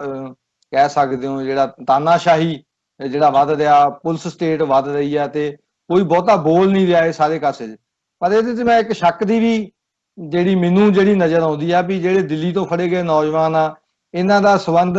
ਧੰਨਾ ਸਿੰਘ ਬੱਬਰ ਨਾਲ ਜੋੜਿਆ ਗਿਆ, ਜਿਹੜਾ ਕਿ UK ਦੇ ਵਿੱਚ ਆਪਣੇ ਆਪ ਨੂੰ ਖਾਲਿਸਤਾਨ ਲਿਬਰੇਸ਼ਨ ਫੋਰਸ ਦਾ ਮੁਖੀ ਦੱਸਦਾ। ਉਹ Facebook ਦੇ ਉੱਤੇ ਵੀ ਆਉਂਦਾ ਬੰਦੂਕ AK-47 ਲੈ ਕੇ ਵੀ ਅਸੀਂ ਵਾਰਸ ਆ, ਅਸੀਂ ਸੰਘਰਸ਼ ਕਰਾਂਗੇ। ਸੋ ਉਹਦਾ ਨਾਮ ਵੀ ਜੁੜਨਾ ਜਿਹੜਾ ਮੈਨੂੰ ਇਹਨੂੰ ਸ਼ੱਕ 'ਚ ਦਾਖਲ ਕਰਦਾ ਹੈਗਾ, ਕਿਉਂਕਿ ਉਸ ਤੋਂ ਪਹਿਲਾਂ ਵੀ ਇਹ ਨੌਜਵਾਨ ਨਵੇਂ ਸ਼ਹਿਰ ਦੇ ਵਿੱਚ 2017 'ਚ ਫੜੇ ਸੀ। ਬਲਵੀਰ ਸਿੰਘ, ਇਹ ਪੱਦੀ ਸੂਰਾ ਸਿੰਘ ਪਿੰਡ ਉਹਦਾ, ਇੱਥੇ ਹੁਸ਼ਿਆਰਪੁਰ ਜ਼ਿਲ੍ਹੇ 'ਚ ਪੈਂਦਾ, ਤੇ ਪਿੱਛੋਂ ਜਰਮਨ 'ਚ ਸੀ। ਉਹਦੇ ਨਾਲ ਜੋੜ ਕੇ ਵੀ ਇਹ ਟੈਰਰਿਸਟ ਐਕਟੀਵਿਟੀ ਕਰਾ ਰਿਹਾ। ਉਹ ਬੰਦਾ ਬਾਅਦ ਦੇ ਵਿੱਚ ਜਰਮਨ ਗਵਰਨਮੈਂਟ ਨੇ ਉਹਨੂੰ ਰॉ ਦੇ ਏਜੰਟ ਦੇ ਤੌਰ ਤੇ ਉੱਥੇ ਡਿਟੇਨ ਕੀਤਾ। ਉਹ ਤੋਂ ਪਹਿਲਾਂ ਜਰਮਨ ਨੇ ਰਣਜੀਤ ਸਿੰਘ ਪੱਖੋ ਕੇ ਫੜਿਆ ਸੀ, ਉਹਨੂੰ ਵੀ ਇੱਥੇ ਭਗੌੜਾ ਤੇ ਖਾੜਕੂ ਅੱਤਵਾਦੀ ਕਿਹਾ ਗਿਆ, ਪਰ ਉੱਥੇ ਉਹਨਾਂ ਨੇ ਜਿਹੜਾ ਅਰੈਸਟ ਕੀਤਾ ਉਹ ਰਣਜੀਤ ਸਿੰਘ ਪੱਖੋਕੇ ਨੂੰ ਵੀ, ਜਿਹੜਾ ਮਹਾਲੀ ਦੇ ਇੱਕ ਕੇਸ ਦੇ ਵਿੱਚ ਨੌਜਵਾਨ ਜੇਲ੍ਹ ਦੇ ਵਿੱਚ ਬੰਦਾ ਪਿਛਲੇ 3 ਸਾਲ ਤੋਂ, ਉਹਨਾਂ ਦੇ ਕੇਸ ਦੇ ਵਿੱਚ ਭਗੌੜਾ ਕੀਤਾ, ਤੇ ਹੁਣ ਧੰਨਾ ਸਿੰਘ ਦਾ। ਸੋ ਇਹ ਜਿਹੜੀ ਇੱਕ ਸ਼ੱਕ ਦੀ ਸੂਈ ਮੈਂ ਤਾਂ ਕਿਹਾ ਵੀ ਜਾਂਦੀ ਹੈ, ਕਿਉਂਕਿ ਜਿਹੜੇ ਬੰਦੇ ਬਾਹਰ ਬੈਠੇ ਓਪਨਲੀ ਸਾਰਾ ਕੁਝ ਕਰਦੇ ਆ, ਤੇ ਬਾਅਦ ਦੇ ਵਿੱਚ ਉਹ ਏਜੰਸੀ ਦੇ ਏਜੰਟ ਦੇ ਤੌਰ ਦੇ ਉੱਤੇ ਉੱਥੋਂ ਦੀਆਂ ਸਰਕਾਰਾਂ ਡਿਟੇਨ ਕਰਦੀਆਂ, ਖਾਸ ਤੌਰ ਤੇ ਜਰਮਨ ਨੇ ਕੀਤੇ ਆ, ਇਹਨੇ ਬੰਦੇ ਪਿਛਲੇ 2-3 ਸਾਲਾਂ 'ਚ ਕੀਤੇ ਆ। ਉਹਨਾਂ ਦੇ ਇੱਥੇ ਲਿੰਕ ਏਜੰਸੀ ਕਰਦੀ ਆ, ਪੁਲਿਸ ਕਰਦੀ ਆ ਵੀ ਇਹ ਇੱਥੇ ਅੱਤਵਾਦ ਫੈਲਾਉਂਦੇ ਆ। ਸੋ ਇਹਦੇ ਵਿੱਚ ਕੋਈ ਕਾਲੀ ਦਾਲ ਜਾਂ ਦਾਲ 'ਚ ਕਾਲਾ ਜ਼ਰੂਰ ਕੁਛ ਨਾ ਕੁਛ ਹੈਗਾ। ਨੌਜਵਾਨਾਂ ਨੂੰ ਸੁਚੇਤ ਹੋਣਾ ਚਾਹੀਦਾ। ਨਹੀਂ, ਇਹ ਜਿਵੇਂ ਤੁਸੀਂ ਵੀ ਜ਼ਿਕਰ ਕੀਤਾ ਵੀ ਜਿਹੜੀ ਅੱਜ ਇਹ ਇੱਕ ਅਹਿਮ ਘਟਨਾ ਜਾਂ ਅਹਿਮ ਖਬਰ ਸਾਡੇ ਸਾਹਮਣੇ ਆਈ ਹੈ ਵੀ ਮਿਨਿਸਟਰੀ ਆਫ ਹੋਮ ਅਫੇਅਰਸ ਵੱਲੋਂ 9 ਬੰਦਿਆਂ ਨੂੰ ਬਾਈ ਨੇਮ, ਜਿਹੜੇ ਬਾਹਰਲੇ ਮੁਲਕਾਂ ਦੇ ਵਿੱਚ ਬੈਠੇ ਆ ਸਿੱਖ, ਆਪਣੀ ਐਕਟੀਵਿਟੀ ਕਰਦੇ ਆ, ਉਹ ਭਾਵੇਂ ਰੈਫਰੈਂਡਮ ਦੀ ਗੱਲ ਕਰਦੇ ਆ, ਕਾਨੂੰਨ ਦੀ ਜ਼ਦ ਦੇ ਵਿੱਚ ਰਹਿੰਦਿਆਂ ਹੋਇਆਂ ਖਾਲਿਸਤਾਨ ਦੀ ਜਿਹੜੀ ਡਿਮਾਂਡ ਹੈ ਉਹ ਕਰਦੇ ਆ। ਜੇ ਕੋਈ ਉਹਨਾਂ ਦਾ ਕੀ ਕਹਿੰਦੇ ਨੇ ਟੈਰਰਿਜ਼ਮ ਦੇ ਨਾਲ ਸੰਬੰਧ ਹੋਵੇ, ਤੇ ਜਿਹੜੀਆਂ ਇੱਥੋਂ ਦੀਆਂ ਸਰਕਾਰਾਂ ਨੇ, ਅਸੀਂ US ਦੇ ਵਿੱਚ ਬੈਠੇ ਆ, UK ਦੇ ਵਿੱਚ ਬੈਠੇ ਆ, ਤੇ ਇਹ ਇੱਥੋਂ ਦੀਆਂ ਸਰਕਾਰਾਂ ਜਾਂ ਇੱਥੋਂ ਦੀਆਂ ਇੰਟੈਲੀਜੈਂਸ ਏਜੰਸੀਆਂ ਉਹਨਾਂ ਨੂੰ ਅਰੈਸਟ ਕਰ ਸਕਦੀਆਂ ਨੇ ਜੇ ਕੋਈ ਏਦਾਂ ਦਾ ਸਬੂਤ ਉਹਨਾਂ ਦੇ ਹੱਥ ਦੇ ਵਿੱਚ ਲੱਗੇ। ਪਰ ਕੀ ਕਾਰਨ ਬਣਿਆ ਵੀ ਹੁਣ ਜਥੇਬੰਦੀਆਂ ਤੋਂ ਹਟ ਕੇ ਜਿਹੜਾ ਇੰਡੀਵਿਜੂਅਲਸ ਨੇ ਉਹਨਾਂ ਨੂੰ ਨਾਮ ਕਰਕੇ, ਲੇਬਲ ਕਰਕੇ ਟੈਰਰਿਸਟ ਜਿਹੜਾ ਹੈ ਉਹ ਗਰਦਾਨਿਆ ਗਿਆ? ਇਹ ਕੋਈ ਨੀਤੀ ਦੇ ਵਿੱਚ ਚੇਂਜ ਸਮਝਦੇ ਹੋ ਜਾਂ ਗੱਲ ਕੀ ਹੈ, ਮਸਲਾ ਕੀ ਹੈ ਇਹ? ਨਹੀਂ ਦੇਖੋ, ਇਹਦੇ ਚ ਕਈ ਜਿਹਦੇ NIA ਹੈਗੀ ਹੈ, ਇਹਨਾਂ ਦੀ ਬਹੁਤ ਸਾਰੀਆਂ ਜਿਹੜੀਆਂ ਦੂਜੇ ਮੁਲਕਾਂ ਦੀਆਂ ਏਜੰਸੀਜ਼ ਹੈਗੀਆਂ, ਉਹਦੇ ਨਾਲ ਟ੍ਰੀਟੀਜ਼ ਹੈਗੀਆਂ, ਉਹਨਾਂ ਦੇ ਪਾਰਟਨਰ ਆ, ਇੱਕ ਦੂਜੇ ਨਾਲ ਇਨਫੋਰਮੇਸ਼ਨ ਸ਼ੇਅਰਿੰਗ ਵੀ ਹੁੰਦੀ ਆ। ਤੇ ਉਹਦੇ ਚ ਇਹਨਾਂ ਨੇ ਜਿੱਦਾਂ ਜਥੇਬੰਦੀ ਦਾ ਪਹਿਲਾਂ ਸੀਗਾ, ਜਥੇਬੰਦੀ ਦਾ ਬੰਦਾ ਪ੍ਰੂਵ ਕਰਨਾ ਇਹਨਾਂ ਲਈ ਬਹੁਤ ਮੁਸ਼ਕਲ ਹੁੰਦਾ ਵੀ ਜੇ ਕੋਈ ਕਹੇ ਵੀ ਹਾਂ ਇਹ ਬੱਬਰ ਖਾਲਸਾ ਦਾ ਜਾਂ ਲਿਬਰੇਸ਼ਨ ਫੋਰਸ ਦਾ ਜਾਂ ਜਿੰਦਾਬਾਦ ਫੋਰਸ ਜਾਂ ਕਿਸੇ ਵੀ ਜਥੇਬੰਦੀ ਦਾ ਬੰਦਾ ਹੈਗਾ, ਜੇ ਉਹਨੂੰ ਕਿਵੇਂ ਪ੍ਰੂਵ ਕਰਨਗੇ ਵੀ ਉਹ ਜਥੇਬੰਦੀ ਦੀ ਜਿਹੜੀ ਲੀਗੇਸੀ ਉਹਦੇ ਕੋਲ ਹੈਗੀ ਆ। ਉਹਦੇ ਵਾਸਤੇ ਇਹਨਾਂ ਨੇ ਜਿਵੇਂ ਹਰਦੀਪ ਸਿੰਘ ਨਿੱਜਰ ਨੂੰ ਪਹਿਲਾਂ ਬੱਬਰ ਖਾਲਸਾ ਦਾ ਕਹਿ ਕੇ ਇੱਥੇ ਕੇਸ ਪਾਏ, ਪੰਜਾਬ ਪੁਲਿਸ ਨੇ ਉਹਦੇ ਤੇ ਚਲਾਨ ਨਹੀਂ ਦਿੱਤਾ, ਫਿਰ NIA ਨੇ ਵੱਖਰਾ ਨਵਾਂ ਪਰਚਾ ਦਰਜ ਕਰਤਾ, ਫਿਰ ਬਾਅਦ ਦੇ ਵਿੱਚ ਉਹਨੂੰ ਗੁਰਪਤਵੰਤ ਦੀ ਸਿਕਸ ਫॉर ਜਸਟਿਸ ਦੇ ਨਾਲ ਜੋੜਿਆ ਜਾਣ ਲੱਗਾ। ਇਸ ਤਰ੍ਹਾਂ ਪਰਮਜੀਤ ਸਿੰਘ ਪੰਮੇ ਦਾ ਪਹਿਲਾਂ ਉਹਨੂੰ ਬੱਬਰ ਖਾਲਸਾ ਦਾ ਕਿਹਾ, ਹੁਣ ਸਿਕਸ ਫॉर ਜਸਟਿਸ ਦਾ, ਜਾਂ ਗੁਰਪਤਵੰਤ ਸਿੰਘ ਪੰਨੂ ਆਪ ਅਟਾਰਨੀ ਆ ਤੇ ਉਹਨੂੰ ਜਥੇਬੰਦੀ ਨੂੰ ਪਹਿਲਾਂ ਕੀਤਾ ਬੈਨ, ਕਿ ਉਹਨਾਂ ਲੱਗਿਆ ਵੀ ਜਥੇਬੰਦੀ ਤਾਂ ਇੱਕ ਉੱਥੇ ਰਜਿਸਟਰਡ ਸੰਸਥਾ ਹੈਗੀ ਆ, ਜੋ ਵੀ ਹੋਊਗਾ ਉਹਨਾਂ ਦਾ ਇੱਕ ਲੀਗਲ ਸਾਰਾ ਪ੍ਰੋਸੈਸ ਦੇ ਵਿੱਚੋਂ ਨਿਕਲੀ ਆ। ਹੁਣ ਉਹਨਾਂ ਨੇ ਇੱਥੋਂ ਦੀਆਂ ਇਹੋ ਜਿਹੀਆਂ ਅਕਰੈਂਸ ਦਿਖਾ ਕੇ ਵੀ ਆਹ ਬੰਦੇ ਫਲਾਣੇ ਬੰਦੇ ਨਾਲ ਸੰਬੰਧਿਤ ਆ, ਤੇ ਉਹਨਾਂ ਦੀਆਂ ਸਾਰੀਆਂ ਲੈ ਕੇ ਜਿਵੇਂ ਸਿਕਸ ਫॉर ਜਸਟਿਸ ਦੇ ਜਦੋਂ ਪਾਬੰਦੀ ਲੱਗੀ ਸੀ ਤਾਂ ਉਹਨਾਂ ਨੇ ਦਿੱਤੀਆਂ ਵੀ ਇਸ ਨਾਲ ਸੰਬੰਧਿਤ ਆਹ ਬੰਦੇ ਇੱਥੋਂ ਫੜੇ ਗਏ, ਆਹ ਬੰਦੇ ਇੱਥੋਂ ਫੜੇ ਗਏ, ਇਹਨਾਂ ਕੋਲ ਪਿਸਤੌਲ ਫੜਿਆ ਗਿਆ, ਇਹਨਾਂ ਕੋਲ ਇਸ਼ਤਿਹਾਰ ਫੜੇ ਗਏ। ਸੋ ਉਹ ਜਥੇਬੰਦੀਆਂ, ਉਹ ਬੰਦੇ ਬਾਅਦ ਦੇ ਵਿੱਚ ਉਹਨਾਂ ਨੇ ਚਿੱਠੀਆਂ ਕੱਢ ਕੇ ਵੀ ਕਿਹਾ ਵੀ ਸਾਡਾ ਜਥੇਬੰਦੀ ਨਾਲ ਕੋਈ ਸੰਬੰਧ ਨਹੀਂ। ਸੋ ਇਹੋ ਜਿਹੀਆਂ ਗੱਲਾਂ ਤੋਂ ਬਚਣ ਨੂੰ ਉਹਨਾਂ ਨੇ ਉਹ ਬੰਦਿਆਂ ਨੂੰ ਸਿੱਧਾ ਟਾਰਗੇਟ ਕਰਨ ਵਾਸਤੇ ਉਹਨੂੰ ਕਿਹਾ ਤਾਂ ਇਹ ਜਾਂਦਾ ਵੀ ਇਹ ਨੌਜਵਾਨ ਟਾਰਗੇਟ ਕਿਲਿੰਗ ਕਰ ਰਹੀ ਸੀ, ਪਰ ਅਸਲ ਦੇ ਵਿੱਚ ਸਟੇਟ ਸਿੱਖਾਂ ਨੂੰ ਟਾਰਗੇਟ ਕਰ ਰਹੀ ਆ। ਜਚਾਇਆ ਇਹ ਜਾ ਰਿਹਾ ਵੀ ਸਿੱਖ ਸ਼ਾਇਦ ਕਿਸੇ ਨੂੰ ਟਾਰਗੇਟ ਕਰ ਰਹੇ ਆ, ਸਿੱਖ ਨਹੀਂ ਟਾਰਗੇਟ ਕਰ ਰਹੇ ਕਿਸੇ ਨੂੰ, ਸਿੱਖਾਂ ਨੂੰ ਟਾਰਗੇਟ ਕੀਤਾ ਜਾ ਰਿਹਾ, ਨੌਜਵਾਨਾਂ ਨੂੰ, ਜਿਹੜੇ ਕਿਸੇ ਨਾ ਕਿਸੇ ਤੌਰ ਤੇ ਇੱਥੇ ਐਕਟਿਵਿਸਟ ਦੀ ਤੌਰ ਤੇ ਸੁਪਰੀਮ ਕੋਰਟ ਕਹਿੰਦੀ ਆ ਵੀ ਤੁਸੀਂ ਖਾਲਿਸਤਾਨ ਦੀ ਗੱਲ ਕਰ ਸਕਦੇ ਹੋ, ਭਾਰਤੀ ਸੰਵਿਧਾਨ ਕਹਿੰਦਾ ਵੀ ਬਿਨਾਂ ਹਥਿਆਰਾਂ ਦੀ ਗੱਲ ਤੋਂ ਤੁਸੀਂ ਜੇ ਕਰ ਸਕਦੇ ਹੋ, ਤਾਂ ਉਹਦੇ 'ਚ ਕਰ ਵੀ ਰਹੇ ਆ। ਪਰ ਇਹਨਾਂ ਵੱਲੋਂ ਜਾਣਬੁੱਝ ਕੇ ਉਹਨੂੰ ਹਥਿਆਰਬੰਦ ਦੇ ਨਾਲ, ਜਿਹੜਾ ਹਥਿਆਰਾਂ ਨਾਲ ਜੋੜਿਆ ਜਾਂਦਾ, ਇੱਕ ਟੁੱਟਾ ਜਿਹਾ ਪਿਸਤੌਲ ਲੈ ਕੇ ਉਹਦੇ ਉੱਤੇ ਪਾਤਾ ਜਾਂਦਾ ਤਾਂ ਜੋ ਪ੍ਰੂਵ ਕੀਤਾ ਜਾ ਸਕੇ ਵੀ ਇਹ ਹਥਿਆਰਬੰਦ ਜਿਹੜੀ ਆ ਲੜਾਈ ਲੜਦੇ ਸੀ, ਇਸ ਕਰਕੇ ਇਹਨਾਂ ਨੂੰ ਟੈਰਰਿਸਟ ਕੀਤਾ। ਹੁਣ 9 ਬੰਦਿਆਂ ਨੂੰ ਜਿਹੜੇ ਜਿਵੇਂ ਹੁਣ ਭਾਈ ਵਧਾਵਾ ਸਿੰਘ ਬੱਬਰ ਨੂੰ, ਉਹਨਾਂ ਨੂੰ ਪਹਿਲਾਂ ਹੀ ਮੋਸਟ ਵਾਂਟਡ ਦੀ ਲਿਸਟ 'ਚ ਆ, ਰਣਜੀਤ ਸਿੰਘ ਨੀਟਾ ਤੇ ਪਰਮਜੀਤ ਸਿੰਘ ਪੰਜਵੜ, ਉਹ ਤਾਂ ਬਹੁਤ ਪੁਰਾਣੇ ਬੈਠੇ ਆ, ਭੁਪਿੰਦਰ ਸਿੰਘ ਭਿੰਦਾ ਜਰਮਨੀ 'ਚ ਆ, ਗੁਰਮੀਤ ਸਿੰਘ ਬੱਗਾ ਜਿਹਦੇ ਨਾਲ ਡਰੋਨ ਵਾਲੇ ਕੇਸ ਦੇ ਵਿੱਚ ਉਹਦੇ ਬ੍ਰਦਰ ਨੂੰ ਵੀ ਇੱਥੇ ਡਿਟੇਨ ਕੀਤਾ ਹੋਇਆ, ਗੁਰਪਤਵੰਤ ਸਿੰਘ ਪੰਨੂ, ਪਰਮਜੀਤ ਸਿੰਘ ਪੰਮਾ, ਭਾਈ ਲਖਵੀਰ ਸਿੰਘ ਰੋਡੇ, ਉਹ ਵੀ ਬੜੇ ਸਮੇਂ ਤੋਂ ISYF ਦੇ ਹੈਗੇ ਆ, ਹਰਦੀਪ ਸਿੰਘ ਨਿੱਜਰ ਜਿਹੜੇ ਗੁਰੂ ਨਾਨਕ ਗੁਰਦੁਆਰਾ ਜਿਹੜਾ ਸਰੀ ਡੈਲਟਾ ਹੈਗਾ ਉਹਦੇ ਪ੍ਰਧਾਨ ਆ। ਇਸ ਤਰ੍ਹਾਂ ਇਹ 9 ਬੰਦਿਆਂ ਨੂੰ ਜਿਹੜਾ ਇਹਨਾਂ ਨੇ ਬਾਈ ਨੇਮ ਕੀਤਾ ਹੋਇਆ, ਸ਼ਡਿਊਲ ਦੇ ਵਿੱਚ ਪਾਤਾ, ਨੋਟੀਫਿਕੇਸ਼ਨ ਕਰਤੀ ਵੀ ਇਹ ਬੰਦੇ ਟੈਰਰਿਸਟ ਆ। ਹੁਣ ਇਹਨਾਂ ਨੂੰ ਲਿਆਉਣ ਦੇ ਵਾਸਤੇ ਖਾਸ ਤੌਰ ਤੇ ਨਿੱਜਰ ਦੇ ਖਿਲਾਫ ਜਾਂ ਪਰਮਜੀਤ ਸਿੰਘ ਪੰਮੇ ਦੇ ਖਿਲਾਫ ਇਹਨਾਂ ਦੀ ਕਾਫੀ ਲੰਮੇ ਸਮੇਂ ਤੋਂ ਅਦਾਲਤਾਂ ਵਿੱਚ ਚੱਲਦੀ ਆ, ਤੇ ਬੱਗੇ ਤੇ ਭਿੰਦੇ ਦੇ ਵੀ ਕਰਨਗੇ। ਸੋ ਉਹ ਕੇਸਿਸ ਕਿਉਂਕਿ ਆਲਰੇਡੀ ਪਹਿਲਾਂ ਤੋਂ ਹੀ ਗਰਾਊਂਡ ਤਿਆਰ ਕੀਤੀ ਜਾ ਰਹੀ ਆ ਵੀ ਇਹਨਾਂ ਬੰਦਿਆਂ ਦੀ ਇਨਵੋਲਵਮੈਂਟ ਆ, ਇਹਨਾਂ ਨੂੰ ਫਲਾਨੀ ਟ੍ਰੀਟੀਜ਼ ਦੇ ਅੰਦਰ ਜਿਹੜਾ ਇੰਡੀਵਿਜੂਅਲ ਨੂੰ ਟੈਰਰਿਸਟ, ਜਿਵੇਂ ਹੁਣ ਪਹਿਲਾਂ US ਕਰਦਾ ਹੁੰਦਾ ਸੀ ਵੀ ਫਲਾਣੇ ਨੂੰ ਕਰਤਾ, ਫਲਾਣੇ ਨੂੰ ਕੱਢਤਾ, ਉਸ ਤਰ੍ਹਾਂ ਇਹਨਾਂ ਨੇ ਹੁਣ ਉਹ ਜਿਹੜਾ ਕਰਨਾ ਸ਼ੁਰੂ ਕੀਤਾ। ਇਹਨਾਂ ਨਾਲ ਥੋੜੀ ਇਹਨਾਂ ਦੀ ਦੂਜੇ ਮੁਲਕਾਂ ਦੀਆਂ ਏਜੰਸੀਜ਼ ਦੇ ਨਾਲ ਜਿਹੜੀ ਗੱਲਬਾਤ ਕਰਨੀ ਜਾਂ ਉਹਨਾਂ ਬੰਦਿਆਂ ਨੂੰ ਲਿਆਉਣ ਦਾ ਜਿਹੜਾ ਹੈਗਾ, ਉਹ ਇਹਨਾਂ ਨੂੰ ਥੋੜਾ ਇੰਟਰਨੈਸ਼ਨਲ ਲਾਅ ਮੁਤਾਬਕ ਥੋੜਾ ਸਖਾਵਾਂ ਰਸਤਾ ਮਿਲ ਜਾਂਦਾ। ਜੀ ਮਨਜੂਰ ਸਾਹਿਬ, ਇੱਕ ਇਹ ਗੱਲ ਦੱਸੋ, ਜਿਵੇਂ ਤੁਸੀਂ ਹੁਣ ਮਤਲਬ 2 ਪੱਖਾਂ ਦੀ ਗੱਲ ਹੋਗੀ, ਜਿੱਥੇ ਅਸੀਂ ਇਹ ਗੱਲ ਕਰਦੇ ਹਾਂ ਵੀ ਜੀ ਇਹ ਐਕਟਿਵਿਜ਼ਮ ਹੈ, ਆਪਣੇ ਰਾਜ ਦੀ ਗੱਲ ਕਰਨਾ, ਵੱਖਰੇ ਮੁਲਕ ਦੀ ਗੱਲ ਕਰਨਾ ਕੋਈ ਗੈਰ ਕਾਨੂੰਨੀ ਜੁਰਮ ਨਹੀਂ ਹੈਗਾ, ਭਾਰਤ ਦਾ ਸੰਵਿਧਾਨ ਵੀ ਇਸ ਗੱਲ ਦੀ ਇਜਾਜ਼ਤ ਦਿੰਦਾ ਤੇ ਇੰਟਰਨੈਸ਼ਨਲ ਕਾਨੂੰਨ ਵੀ ਤੁਹਾਨੂੰ ਇਸ ਗੱਲ ਦੀ ਇਜਾਜ਼ਤ ਦਿੰਦਾ। ਪਰ ਜਦੋਂ ਉਸ ਸਾਰੇ ਪਾਰਟ ਨੂੰ ਹਥਿਆਰਾਂ ਦੇ ਨਾਲ ਜੋੜ ਕੇ, ਪਾਕਿਸਤਾਨ ਦੀ ISI ਦੇ ਨਾਲ ਜੋੜ ਕੇ, ਟੈਰਰਿਜ਼ਮ ਦੇ ਨਾਲ ਜੋੜ ਕੇ ਕੇਸ ਬਣਾਏ ਜਾਂਦੇ ਨੇ ਤੇ ਤੁਹਾਨੂੰ ਟੈਰਰਿਸਟ ਡਿਕਲੇਅਰ ਕੀਤਾ ਜਾਂਦਾ ਹੈ ਸਰਕਾਰ ਵੱਲੋਂ, ਭਾਰਤ ਦੀ ਸਰਕਾਰ ਵੱਲੋਂ, ਤੇ ਜਿਵੇਂ ਹੁਣ ਇਹ ਸਾਰੇ ਬਾਰੇ ਅਸੀਂ ਗੱਲ ਕਰ ਰਹੇ ਹਾਂ, ਤਾਂ ਮੈਂ ਥੋੜਾ ਜਿਹਾ ਪਿਛੋਕੜ ਦੇ ਵਿੱਚ ਕੁਝ ਐਗਜ਼ਾਮਪਲਸ ਤੁਹਾਡੇ ਕੋਲੋਂ ਜਾਣਨੀਆਂ ਚਾਹੂੰਗਾ ਵੀ ਜਿਨ੍ਹਾਂ ਦੇ ਉੱਤੇ ਪਹਿਲਾਂ ਇਦਾਂ ਦੇ ਕੇਸ ਪਏ ਨੇ, ਜਾਂ ਜਿਨ੍ਹਾਂ ਨੂੰ ਪਹਿਲਾਂ ਅੱਤਵਾਦੀ ਐਲਾਨਿਆ ਗਿਆ, ਜਦੋਂ ਉਹ ਕੋਰਟ ਦੇ ਵਿੱਚ ਜਾ ਕੇ ਉਹ ਕੇਸ ਚੱਲੇ ਨੇ, ਤਾਂ ਬਾਅਦ ਦੇ ਵਿੱਚ ਇਵੈਂਚੁਅਲੀ ਉਹਨਾਂ ਦਾ ਹਸ਼ਰ ਕੀ ਹੋਇਆ, ਕੀ ਉਹ ਸਾਰੀਆਂ ਗੱਲਾਂ ਉਹਨਾਂ ਦੇ ਟੈਰਰਿਜ਼ਮ ਦੇ ਨਾਲ ਲਿੰਕ ਸੀ, ਜਾਂ ਕੰਪਲੀਟਲੀ ਉਹ ਜਿਹੜਾ ਆ ਉਹ ਪੁਲਿਸ ਜਿਹੜੀ ਹੈ ਉਹ ਇਹ ਸਾਰਾ ਮਾਮਲਾ ਫਰਜ਼ੀ ਉਹ ਬਣਾਇਆ ਜਾਂਦਾ ਹੈ? ਦੇਖੋ, ਅਦਾਲਤਾਂ ਦੇ ਵਿੱਚ ਬਹੁਤੇ ਕੇਸ ਹੁਣ ਤੱਕ ਦਾ ਜਿੰਨਾ ਮੇਰਾ ਐਕਸਪੀਰੀਅੰਸ ਹੈਗਾ, ਉਹ ਖੜਦੇ ਨਹੀਂ ਹੈਗੇ, ਕਿਉਂਕਿ ਉਹ ਸਿਰਫ ਉਹਨਾਂ ਦੀਆਂ ਮਨਘੜੰਤ ਗੱਲਾਂ ਜਿਹੜੀਆਂ ਜਿਵੇਂ ਮੈਂ ਦੱਸੀਆਂ ਹੈਗੀਆਂ ਵੀ ਉਹਨਾਂ ਨੇ ਇਹ ਕਹਿਣਾ ਵੀ ਇਹ ਜਾ ਰਿਹਾ ਸੀ, ਜੇ ਤੇ ਹਥਿਆਰ ਨਹੀਂ ਪਾਇਆ ਉਹਦੇ ਫਿਰ ਬੈਂਕ ਅਕਾਊਂਟ। ਹੁਣ ਮੈਂ ਇੱਕ ਐਗਜ਼ਾਮਪਲ ਹੀ ਦੇਣਾ, ਨਵੇਂ ਸ਼ਹਿਰ ਦਾ ਕੇਸ ਸੀਗਾ। ਉਹਦੇ 'ਚ ਜਿਵੇਂ ਹੁਣ ਪਿੰਡਾਂ ਦੇ ਵਿੱਚ ਆਮ ਤੌਰ ਤੇ ਮੈਂ ਵੀ ਕਰਾਇਆ ਹੋਇਆ, ਖੇਤੀ ਵਾਲੀ ਐਗਰੀਕਲਚਰ ਲੈਂਡ ਦੇ ਉੱਤੇ ਲੋਨ ਅਕਾਊਂਟ ਬਣਦਾ, ਉਹਦੇ 'ਚ 10-20 ਲੱਖ ਦੀ ਲਿਮਟ ਬਣ ਜਾਂਦੀ ਹੈ। ਉਹਦੇ 'ਚ ਰਿਨਿਊ ਕਰਾਉਣਾ ਹੁੰਦਾ ਵੀ ਤੁਸੀਂ ਸੀਜ਼ਨ ਸਾਰੀ ਸਾਉਣੀ ਉਹਨੂੰ ਕੰਪਲੀਟ ਕਰਨਾ ਆ, ਤੇ ਕਿਸਾਨ ਭਰਾ ਇੱਕ ਦੂਜੇ ਤੋਂ ਲੈ ਕੇ ਵੀ ਹਫਤਾ ਇੱਕ ਅਮਾਊਂਟ ਰੱਖਣਾ ਹੁੰਦਾ ਵੇ, ਜਿੰਨੇ ਦਾ ਪੂਰਾ ਲੋਨ, ਮੰਨ ਲਓ 10 ਲੱਖ ਦਾ ਲੋਨ ਆ ਤੇ 10 ਲੱਖ ਇੱਕ ਹਫਤਾ ਸਾਲ 'ਚ 2 ਵਾਰੀ ਤੁਹਾਡੇ ਖਾਤੇ 'ਚ ਹੋਣੇ ਚਾਹੀਦੇ ਆ। ਉਹ ਕਿਸਾਨ ਇੱਕ ਦੂਜੇ ਤੋਂ ਫੜ ਕੇ ਜਿਹੜੇ ਆ ਉਹ ਕਰ ਲੈਂਦੇ ਵੀ ਤੂੰ ਐਤਕੀ ਮੇਰੇ ਦੇ, ਅਗਲੇ ਹਫਤੇ ਮੇਰੇ ਕਢਾ ਕੇ ਤੇਰੇ ਕਰਾ ਦਿਆਂਗੇ। ਸੋ ਉਸ ਤਰ੍ਹਾਂ ਦੀਆਂ ਟ੍ਰਾਂਜੈਕਸ਼ਨਾਂ ਨੂੰ ਟੈਰਰ ਫੰਡਿੰਗ ਦੇ ਨਾਲ ਜੋੜਤਾ। ਤੇ ਜਦੋਂ ਉਹ ਬੈਂਕ ਵਾਲਾ ਆਇਆ ਉੱਥੇ, ਅਸੀਂ ਉਹਨੂੰ ਕ੍ਰੋਸ ਕੀਤਾ, ਉਹਨੂੰ ਪੁੱਛਿਆ ਵੀ ਇਹ ਸੇਮ ਬੈਂਕ ਦੀਆਂ ਸੇਮ ਅਕਾਊਂਟਸ ਦੀਆਂ ਜਿਹੜੀਆਂ ਹੈਗੀਆਂ ਉਹੀ ਟ੍ਰਾਂਜੈਕਸ਼ਨਾਂ? ਕਹਿੰਦਾ ਬਿਲਕੁਲ, ਇਹ ਕੋਈ ਅਬਰੋਡ ਤੋਂ ਕੋਈ ਟ੍ਰਾਂਜੈਕਸ਼ਨ ਨਹੀਂ ਹੋਈ, ਜਿਹੜੇ ਪੈਸੇ ਆਏ ਲੋਨ ਅਕਾਊਂਟ ਦੇ ਵਿੱਚ ਆਮ ਜ਼ਿਮੀਂਦਾਰ ਜਿਹੜੇ ਇਸ ਤਰ੍ਹਾਂ ਹੀ ਕਰਦੇ ਆ ਉਹਨੂੰ। ਸੋ ਜਾਨੀ ਕਿ ਜਿਹੜੀਆਂ ਬਿਲਕੁਲ ਹੀ ਬੇਸਿਕ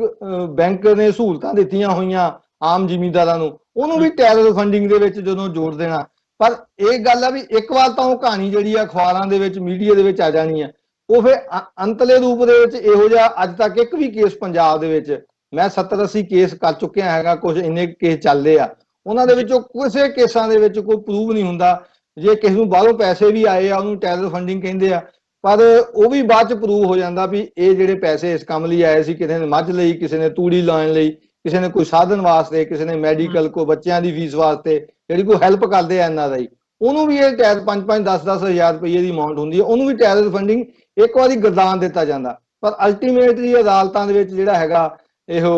ਉਹ ਬਾਅਦ ਦੇ ਵਿੱਚ ਡਿੱਗਦੇ ਆ, ਪਰ ਬੰਦੇ ਦਾ ਸੋਸ਼ਲ ਤੇ ਇਕਨੋਮਿਕਲੀ ਬੰਦਾ ਟੁੱਟ ਜਾਂਦਾ। 3-4-5 ਸਾਲ ਐਵੇਂ ਉਹਨਾਂ ਕੇਸਾਂ ਦੇ ਵਿੱਚ ਲੱਗ ਜਾਂਦੇ, ਜਿਵੇਂ ਹੁਣ ਜੱਗੀ ਜੌਲ ਦੇ ਵੀ ਇਦਾਂ ਹੀ ਆ ਵੀ ਉਹਦਾ ਅਲਟੀਮੇਟਲੀ ਟਾਈਮ ਲਵਾ ਰਹੇ ਆ, ਖੱਜਲ ਕਰ ਰਹੇ ਆ। ਤੇ ਨਾਲ ਦੀ ਨਾਲ ਇਹ ਵੀ ਆ ਵੀ ਜਿਹੜੇ ਹੁਣ ਪਟਿਆਲੇ ਦਿੱਲੀ ਵਾਲੇ ਕੇਸ ਆ, ਇਹ ਸਾਰਿਆਂ ਨੌਜਵਾਨਾਂ ਤੇ ਪਾਉਣਗੇ, ਪਟਿਆਲੇ ਵਾਲਿਆਂ ਤੇ ਦਿੱਲੀ ਲੈ ਜਾਣਗੇ, ਦਿੱਲੀ ਵਾਲੇ ਨੂੰ ਪਟਿਆਲੇ ਲੈ ਆਉਣਗੇ। ਸੋ ਕੇਸ ਇੰਨੇ ਜ਼ਿਆਦਾ ਕਰ ਦਿੱਤੇ ਜਾਣਗੇ ਵੀ ਬੰਦਾ ਇੱਕ ਚੋਂ ਬੇਲ ਮਿਲੇ ਦੂਜੇ ਚ ਫਸ ਜਾਵੇ, ਕਿਉਂਕਿ ਇਹ 3 ਕੇਸ ਇਹਨਾਂ ਨੇ ਜੋੜੇ ਹੋਏ। ਮਹਾਲੀ ਵਾਲੇ ਤੀਰਥ ਸਿੰਘ ਨੂੰ ਜੋੜਿਆ ਹੋਇਆ ਇਹਨਾਂ ਨੇ ਦਿੱਲੀ ਵਾਲਿਆਂ ਨਾਲ, ਦਿੱਲੀ ਵਾਲਿਆਂ ਚੋਂ ਇੱਕ ਬੰਦਾ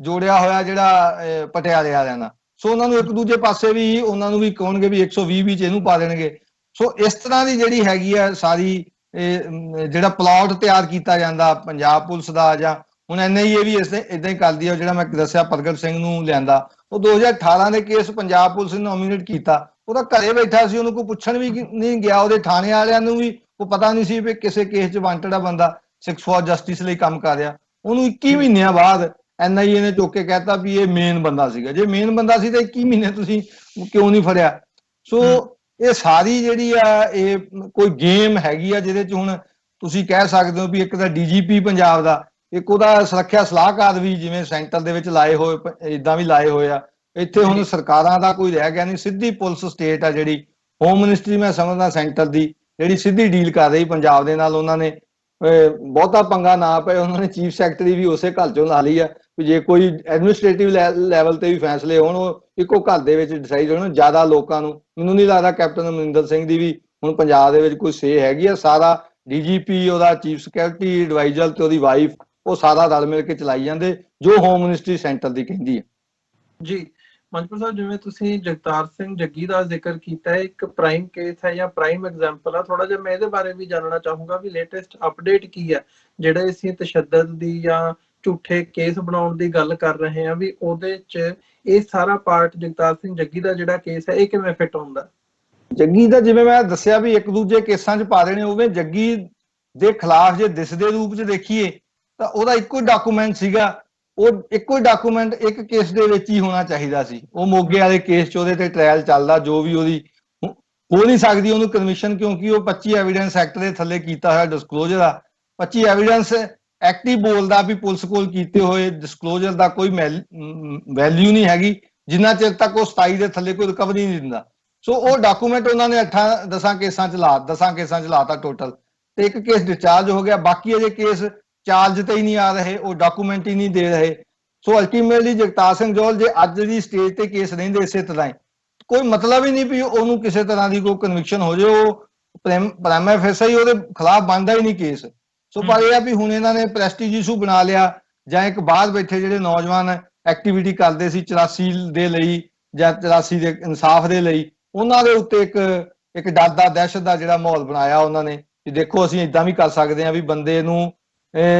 ਬਿਨਾਂ ਕਿਸੇ ਜੁਰਮ ਤੋਂ, ਬਿਨਾਂ ਕੋਈ ਉਹਦੀ ਰਿਕਵਰੀ ਤੋਂ, ਬਿਨਾਂ ਕਿਸੇ ਗੱਲ ਤੋਂ ਜਿਹੜਾ ਉਹਨਾਂ ਨੇ 8-10 ਕੇਸਾਂ ਦੇ ਵਿੱਚ ਪਾਤਾ, ਤੇ ਉਹ ਹੁਣ ਲਗਾਤਾਰ ਉਹਨੂੰ 2.5 ਸਾਲ ਤੋਂ ਉੱਤੇ ਹੋ ਗਏ ਆ। ਸੋ ਇਸੇ ਤਰ੍ਹਾਂ ਹੀ ਇਹਨਾਂ ਨੇ ਹੁਣ ਇੰਡੀਵਿਜੂਅਲ ਬੰਦਿਆਂ ਨੂੰ, ਜਿਵੇਂ ਮੰਨ ਲਓ ਕਿਸੇ ਬੰਦੇ ਨੂੰ ਸਿੱਧਾ ਡਿਕਲੇਅਰ ਕਰਦੇ, ਅਜੇ ਇਹਦੇ ਚ ਪੰਜਾਬ ਦੇ ਕਿਸੇ ਬੰਦੇ ਦਾ ਜ਼ਿਕਰ ਨਹੀਂ ਆਇਆ, ਜਿਹਨੂੰ ਕਰ ਦੇਣਗੇ ਉਹਦਾ ਤਾਂ ਸਾਰਾ ਕੁਝ ਸਟਕ ਹੋ ਜਾਊਗਾ, ਉਹਦੇ ਬੈਂਕ ਅਕਾਊਂਟ ਸੀਜ਼ ਹੋ ਜਾਣਗੇ, ਉਹਦੇ ਚ ਪ੍ਰੋਵੀਜ਼ਨ ਹੈਗੀ ਵੀ ਜਿਹਨੂੰ ਕੀਤਾ ਉਹਦੀ ਕੋਈ ਪ੍ਰਾਪਰਟੀ ਆ, ਉਹਦਾ ਕੋਈ ਕਿਸੇ ਵੀ ਤਰ੍ਹਾਂ ਦਾ ਜਿਹੜਾ ਇਕਨੋਮਿਕਲੀ ਦਾ ਬਿਲਕੁਲ ਖਤਮ ਹੋ ਜਾਊਗਾ ਉਹ ਬੰਦਾ, ਤੇ ਸੋਸ਼ਲੀ ਵੀ ਇਹਨਾਂ ਨੇ ਉਹਨੂੰ ਫਿਰ ਡਿਟੇਨ ਕਰਨਗੇ, ਉਹਦੇ ਖਿਲਾਫ ਪ੍ਰੋਸੀਡਿੰਗ ਚੱਲਣਗੀਆਂ। ਫਿਰ ਅੱਗੇ ਤੋਂ ਤੁਸੀਂ ਮੰਨ ਕੇ ਚੱਲੋ ਵੀ ਇਸ ਤੋਂ ਬਾਅਦ ਨੰਬਰ ਜਿਹੜਾ ਪੰਜਾਬ ਦੇ ਵਿੱਚ ਐਕਟੀਵਿਟੀ ਕਿਸੇ ਤਰ੍ਹਾਂ ਦੀ ਕਰਦਾ ਹੋਇਆ ਨਜ਼ਰ ਹੋਇਆ, ਜਿਹੜਾ ਇਹਨਾਂ ਨੇ ਕੰਟਰੋਲ ਕਰਨੇ ਆ ਆਉਂਦੇ ਦਿਨਾਂ 'ਚ, ਇਧਰ ਨੂੰ ਗੱਲ ਵਧਣੀ ਆ ਪੰਜਾਬ ਦੇ ਵਿੱਚ ਜਿਹੜੇ ਇਧਰ ਨੂੰ ਕੰਮ ਕਰਦੇ ਹੋਏ ਖਾਲਿਸਤਾਨ ਦੀ ਗੱਲ ਕਰ ਰਹੇ ਆ ਜਾਂ ਹਿਊਮਨ ਰਾਈਟਸ ਦੀ ਗੱਲ ਕਰ ਰਹੇ ਆ, ਜਿਵੇਂ ਇਹਨਾਂ ਨੇ ਅਜੇ ਪੰਜਾਬ ਦੇ ਵਿੱਚ ਉਸ ਤਰ੍ਹਾਂ ਸਮਝਦਾ ਮੈਂ ਵੀ ਘਾੜਾ ਨਹੀਂ ਚੱਲਿਆ, ਜਿਵੇਂ ਲੈਫਟਿਸਟ ਦੇ ਖਿਲਾਫ ਇਹਨਾਂ ਨੇ ਉੱਥੇ ਉਹਨਾਂ ਦੇ ਤਾਂ ਗੀਤ ਗਾਉਣ ਵਾਲੇ ਵੀ ਜਿਹੜੇ ਉਹਨਾਂ ਦੇ ਉੱਤੇ ਵੀ ਕੇਸ ਪਾਤੇ, ਉਹਨਾਂ ਦੇ ਵਕੀਲਾਂ ਦੇ ਉੱਤੇ ਵੀ, ਉਹਨਾਂ ਦੇ ਸਾਹਿਤਕਾਰਾਂ ਦੇ ਉੱਤੇ ਵੀ, ਉਹ ਪਿਛਲੇ ਉਹ ਭੀਮਾ ਕੋਰੇਗਾਂਵ ਵਾਲਾ ਜਿਹੜਾ ਕੇਸ ਆ ਉਹ ਚ ਵਰਾ ਰਾਓ, ਰਾਜੇਸ਼ ਗਾਡਗਿਲ ਐਡਵੋਕੇਟ, ਤੇ ਹੋਰ ਵੀ ਉਹਨਾਂ ਦੇ ਸਾਹਿਤਕਾਰ, ਉਹਨਾਂ ਦੇ ਕੇਸ ਪਾਏ। ਸੋ ਉਧਰ ਨੂੰ ਮੈਂ ਸਮਝਦਾ ਵੀ ਕਸ਼ਮੀਰ ਤੋਂ ਬਾਅਦ ਤੇ ਉਹਨਾਂ ਨੇ ਹੁਣ ਪੰਜਾਬ ਵਾਲੇ ਪਾਸੇ ਨੂੰ, ਸਿੱਖਾਂ ਦੇ ਪਾਸੇ ਨੂੰ, ਉਸ ਹਿੱਸੇ ਦੇ ਰਾਹੀਂ ਉਹਨਾਂ ਦੇ ਨਾਲ ਸੈਟਿੰਗ ਕਰਨੀ ਆ, ਜਿਹੜੇ ਸੈੱਟ ਨਹੀਂ ਹੋਣਗੇ ਉਹਨਾਂ ਨੂੰ ਇਸ ਤਰ੍ਹਾਂ ਜਿਹੜਾ ਟ੍ਰੀਟ ਕੀਤਾ ਜਾਣਾ, ਬੰਦਿਆਂ ਨੂੰ ਇੰਡੀਵਿਜੂਅਲ ਟੈਰਰਿਸਟ ਡਿਕਲੇਅਰ ਕਰਕੇ ਜੇਲ੍ਹਾਂ 'ਚ ਡੱਕ ਦੇਣਾ, ਤੇ ਇੰਟਰਨੈਸ਼ਨਲ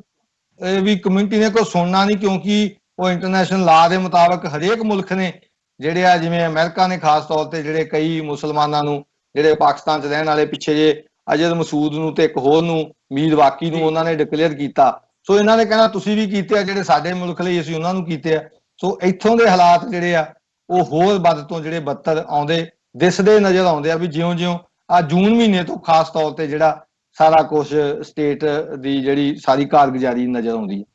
ਜੀ ਮਨਪ੍ਰੀਤ ਸਾਹਿਬ, ਜਿਵੇਂ ਇੱਕ ਤੁਸੀਂ ਜ਼ਿਕਰ ਕੀਤਾ ਵੀ ਜਿਹੜੀ ਪੰਜਾਬ ਦੀ ਸਾਰੀ ਇਸ ਵਕਤ ਵਾਗਡੋਰ ਹੈ ਉਹ ਇੱਕੋ ਪਰਿਵਾਰ ਵੱਲੋਂ ਚਲਾਈ ਜਾ ਰਹੀ ਹੈ, ਤੇ ਉਹ ਜਿਹੜੀਆਂ ਡਾਇਰੈਕਸ਼ਨਸ ਨੇ ਉਹ ਕੇਂਦਰ ਦੇ ਵਿੱਚੋਂ ਆ ਰਹੀਆਂ ਨੇ। ਜੇ ਇਸ ਪਹਿਲੂ ਨੂੰ ਥੋੜਾ ਜਿਹਾ ਡਿਟੇਲ ਦੇ ਵਿੱਚ ਦੇਖਣਾ ਹੋਵੇ, ਕੀ ਸਮਝਦੇ ਹੋ? ਪਹਿਲਾਂ ਪੰਜਾਬ ਪੁਲਿਸ ਦਾ ਰੋਲ ਹੁੰਦਾ ਸੀ, ਪੰਜਾਬ ਪੁਲਿਸ ਅਰੈਸਟ ਕਰਦੀ ਸੀ, ਕੋਈ ਗੱਲ ਸਾਹਮਣੇ ਆਉਂਦੀ ਸੀ, ਝੂਠਾ ਸੱਚਾ, ਝੂਠੇ ਪੁਲਿਸ ਮੁਕਾਬਲਿਆਂ ਦੀ ਦਾਸਤਾਨ ਇੱਕ ਵੱਖਰੀ ਹੈ, ਪਰ ਪੰਜਾਬ ਪੁਲਿਸ ਦਾ ਰੋਲ ਹੁੰਦਾ ਸੀ ਉਹ ਰਿਕਵਰੀ ਤੋਂ ਲੈ ਕੇ ਅਦਰਵਾਈਜ਼ ਸਾਰੇ ਕੇਸ ਦੀ ਜਿਹੜੀ ਜਾਂਚ ਹੈ ਉਹ ਕਰਦੇ ਹੁੰਦੇ ਸੀ। ਪਰ ਹੁਣ ਜਿਹੜੀ NIA ਹੈ, ਨੈਸ਼ਨਲ ਇਨਵੈਸਟੀਗੇਸ਼ਨ ਏਜੰਸੀ, ਇਹ ਕੰਪਲੀਟਲੀ ਕੇਂਦਰ ਦੇ ਵਿੱਚ ਜਿਹੜਾ ਕੋਈ ਵੀ ਮਾਮਲਾ ਹੁੰਦਾ ਡਾਇਰੈਕਟਲੀ ਉਹਨਾਂ ਤੱਕ ਪਹੁੰਚ ਜਾਂਦਾ, ਉਹ ਦਿੱਲੀ ਟ੍ਰਾਂਸਫਰ ਹੋ ਜਾਂਦਾ, ਤੇ ਡਾਇਰੈਕਟ ਜਿਹੜੀ ਇਹ ਲਾਈਨ ਹੈਗੀ ਹੈ ਉਹ ਇੰਟੈਲੀਜੈਂਸ ਦੀ, ਜਾਂ ਇਹ ਕਹਿ ਲਓ ਵੀ ਕੇਂਦਰ ਸਿੱਧਾ ਪੰਜਾਬ ਦੇ ਵਿੱਚ ਇਸ ਵਕਤ ਦੇਖਿਆ ਜਾ ਰਿਹਾ। ਸੋ ਇਹ ਜਿਹੜੀ ਚੇਂਜ ਹੈ ਇਹਨੂੰ ਕਿਵੇਂ ਦੇਖਦੇ ਹੋ, ਤੇ ਕਿਸ ਨਜ਼ਰੀਏ ਨਾਲ ਇਹਨੂੰ ਤੁਸੀਂ ਇੰਟਰਪ੍ਰੇਟ ਕਰਦੇ ਹੋ? ਜਦੋਂ ਅਸੀਂ ਸੰਘਰਸ਼ ਦੇ ਤੌਰ ਤੇ ਦੇਖਦੇ ਹਾਂ, ਜਾਂ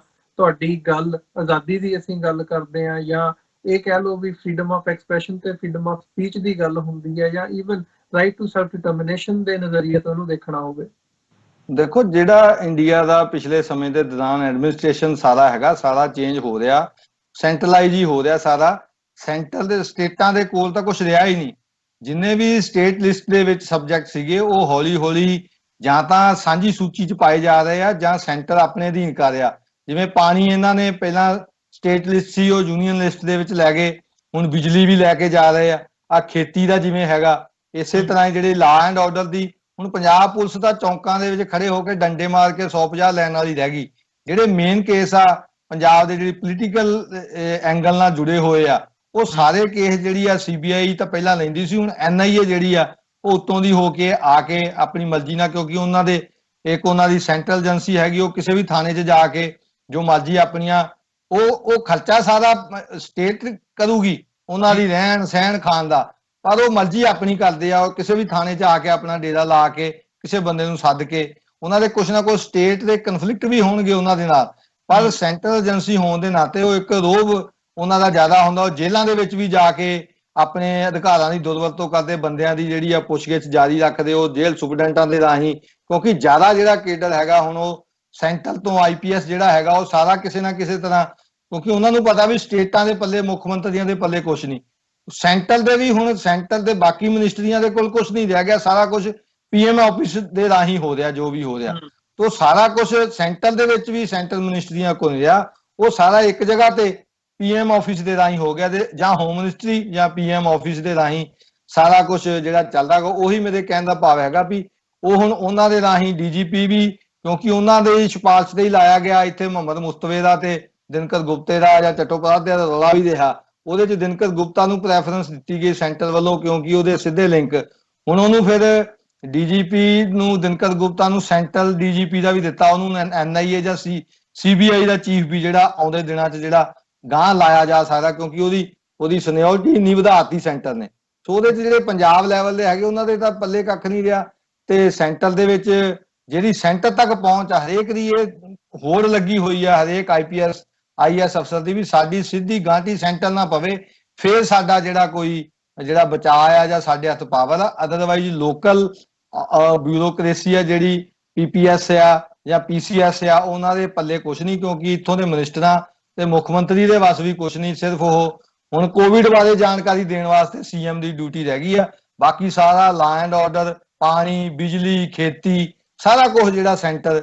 ਜਿਹੜੀ ਲੈ ਗਈ। ਸੋ ਸਾਰਾ ਇਹ ਤਾਨਾਸ਼ਾਹੀ ਰਾਜ ਵੱਲ ਨੂੰ ਜਿਹੜਾ ਵਾਧਾ ਜਿਹੜਾ ਉਧਰ ਨੂੰ ਕਦਮ ਦਰ ਕਦਮ 5 ਸਾਲ ਪਹਿਲਾਂ, ਹੁਣ 2-2.5 ਸਾਲ ਹੁਣ ਜਿਹੜੇ ਇਹਨਾਂ ਨੇ ਲਾਏ ਆ, ਉਹ ਸਾਰਾ ਉਧਰ ਨੂੰ ਸਾਰਾ ਪ੍ਰੇਲਤਾ ਉਹਨਾਂ ਨੇ। ਹੁਣ ਰਾਸ਼ਟਰਪਤੀ ਦੇ ਕੋਲੋਂ ਵੀ ਪਾਵਰਾਂ ਲੈ ਕੇ ਉਹਨਾਂ ਨੇ ਆਪਣਾ ਜਿਹੜਾ ਚੀਫ ਡਿਫੈਂਸ ਆਫ ਸਟਾਫ ਜਿਹੜਾ ਲਾ ਲਿਆ ਹੈਗਾ, ਉਹ ਰਾਸ਼ਟਰਪਤੀ ਨੂੰ ਵੀ ਲਾਂਭੇ ਕਰ ਰਹੇ। ਸੋ ਸਾਰਾ ਜਿਹੜਾ ਸਿਸਟਮ ਹੈ ਸੰਵਿਧਾਨ ਦਾ, ਜਿਹੜਾ ਕੋਈ ਮਾੜਾ ਮੋਟਾ ਫੈਡਰਲ ਹੈਗਾ ਆ, ਉਹ ਸਾਰੇ ਕੁਛ ਕਾਸੇ ਨੂੰ ਤੋੜ ਕੇ ਇਹ ਸੈਂਟਰਲਾਈਜ਼ ਹੀ ਸਾਰਾ ਕਰਦੇ ਆ। ਇਹਦੇ ਨਾਲ ਜਿਹੜੇ ਮਲਟੀਕਲਚਰਲ ਸਬ ਕੰਟੀਨੈਂਟ ਹੈਗਾ, ਉਹਦੇ ਵਿੱਚ ਬੜੇ ਵੱਡੇ ਪੱਧਰ ਤੇ ਜਿਹੜੇ ਆ ਚੇਂਜਿਸ ਵੀ ਆ ਸਕਦੇ ਆ, ਤੇ ਬੜਾ ਵੱਡਾ ਜਿਹੜਾ ਕਿ ਜਿਹੜੇ ਹਾਲਾਤ ਵੀ, ਜਿਹੜੇ ਅਰਾਜਕਤਾ ਵੀ ਜਿਹੜੀ ਫੈਲ ਸਕਦੀ ਆ, ਉਹ ਇਹਨਾਂ ਦੀਆਂ ਪਾਲਿਸੀਆਂ ਕਰਕੇ ਜਿਹੜਾ ਸਾਰਾ ਕੁਝ ਸਾਹਮਣੇ ਆਉਂਦਾ।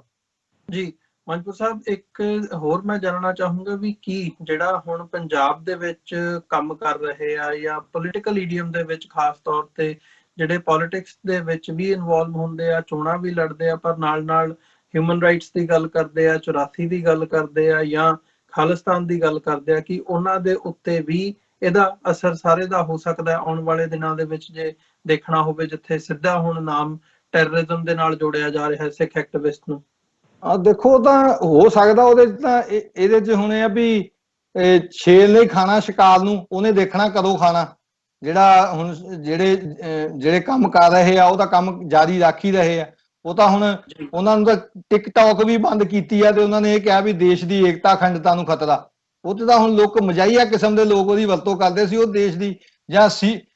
ਕੈਮ ਸਕੈਨਰ ਬੰਦ ਕੀਤਾ, ਉਹ ਜਿਹੜਾ ਸੈਂਟਰ ਗਵਰਨਮੈਂਟ ਨੇ ਜਾਰੀ ਕੀਤਾ ਪੱਤਰ, ਵੀ ਉਹ ਕਿਉਂ ਬੰਦ ਕੀਤੇ ਜਾ ਰਹੇ ਆ, ਉਹਦੇ 'ਚ ਉਹਨਾਂ ਨੇ ਕਾਰਨ ਲਿਖਿਆ ਵੀ ਦੇਸ਼ ਦੀ ਏਕਤਾ ਅਖੰਡਤਾ ਨੂੰ ਖਤਰਾ। ਸੋ ਕੋਈ ਵੀ ਗੱਲ ਹੈਗੀ ਆ, ਜੇ ਕੋਈ ਹਲ ਵੀ ਵਾਹੁੰਦਾ ਖੇਤ ਦੇ ਵਿੱਚ, ਜੇ ਉਹ ਲਿਖ ਦੇਣ ਵੀ ਦੇਸ਼ ਦੀ ਏਕਤਾ ਅਖੰਡਤਾ ਨੂੰ ਖਤਰਾ ਆ, ਇਹਦਾ ਹਲ ਵਾਹੁਣਾ, ਤਾਂ ਉਹ ਜਿਹੜਾ ਜੇਲ੍ਹ ਦੇ ਵਿੱਚ ਦਿੱਤਾ। ਸੋ ਹਾਲਾਤ ਤਾਂ ਇਹ ਆ ਵੀ ਪੰਜਾਬੀ ਦਾ ਖਾਣਾ ਵੀ ਆਟਾ ਗੁੰਨਦੀ ਹਿਲਦੀ ਕਿਉਂ ਆ, ਇਹੀ ਕਸੂਰ ਆ। ਸੋ ਜਿਹੜੇ ਐਕਟੀਵਿਟੀ ਕਰ ਰਹੇ ਆ, ਉਹ ਤਾਂ ਐਕਟੀਵਿਟੀ ਆਪਣੇ ਸਿਸਟਮ ਦੇ ਵਿੱਚ ਇੱਕ ਘੇਰੇ ਲਿਮਟਡ ਏਰੀਆ 'ਚ ਕਰ ਰਹੇ ਆ। ਗੱਲ ਤਾਂ ਇਹ ਆ ਵੀ ਜਿਹੜੇ ਜ਼ਾਲਮ ਆ, ਹੁਣ ਜੇ ਬਘਿਆੜ ਨੇ ਲੇਲੇ ਨੂੰ ਖਾਣਾ, ਤੇ ਉਹਦੇ 'ਚ ਜ਼ਰੂਰੀ ਨਹੀਂ ਵੀ ਲੇਲੇ ਦਾ ਕਸੂਰ ਹੋਵੇ ਹੀ ਹੋਵੇ। ਜੇ ਬਘਿਆੜ ਨੇ ਖਾਣਾ ਤਾਂ ਉਹਨੇ ਖਾ ਹੀ ਲੈਣਾ। ਸੋ ਜਿਹੜੀ ਐਕਟੀਵਿਟੀ ਕੀਤੀ ਜਾਂਦੀ ਹੈ, ਇਹ ਉਹਨਾਂ ਦੇ ਉੱਤੇ ਆਧਾਰਿਤ ਆ ਵੀ ਉਹ ਕਦੋਂ ਕਾਰਵਾਈ ਕਰਦੇ ਆ। ਜਦੋਂ ਮਰਜ਼ੀ ਉਹ ਕਰ ਸਕਦੇ ਆ, ਵੀ ਉਹ ਕੁਛ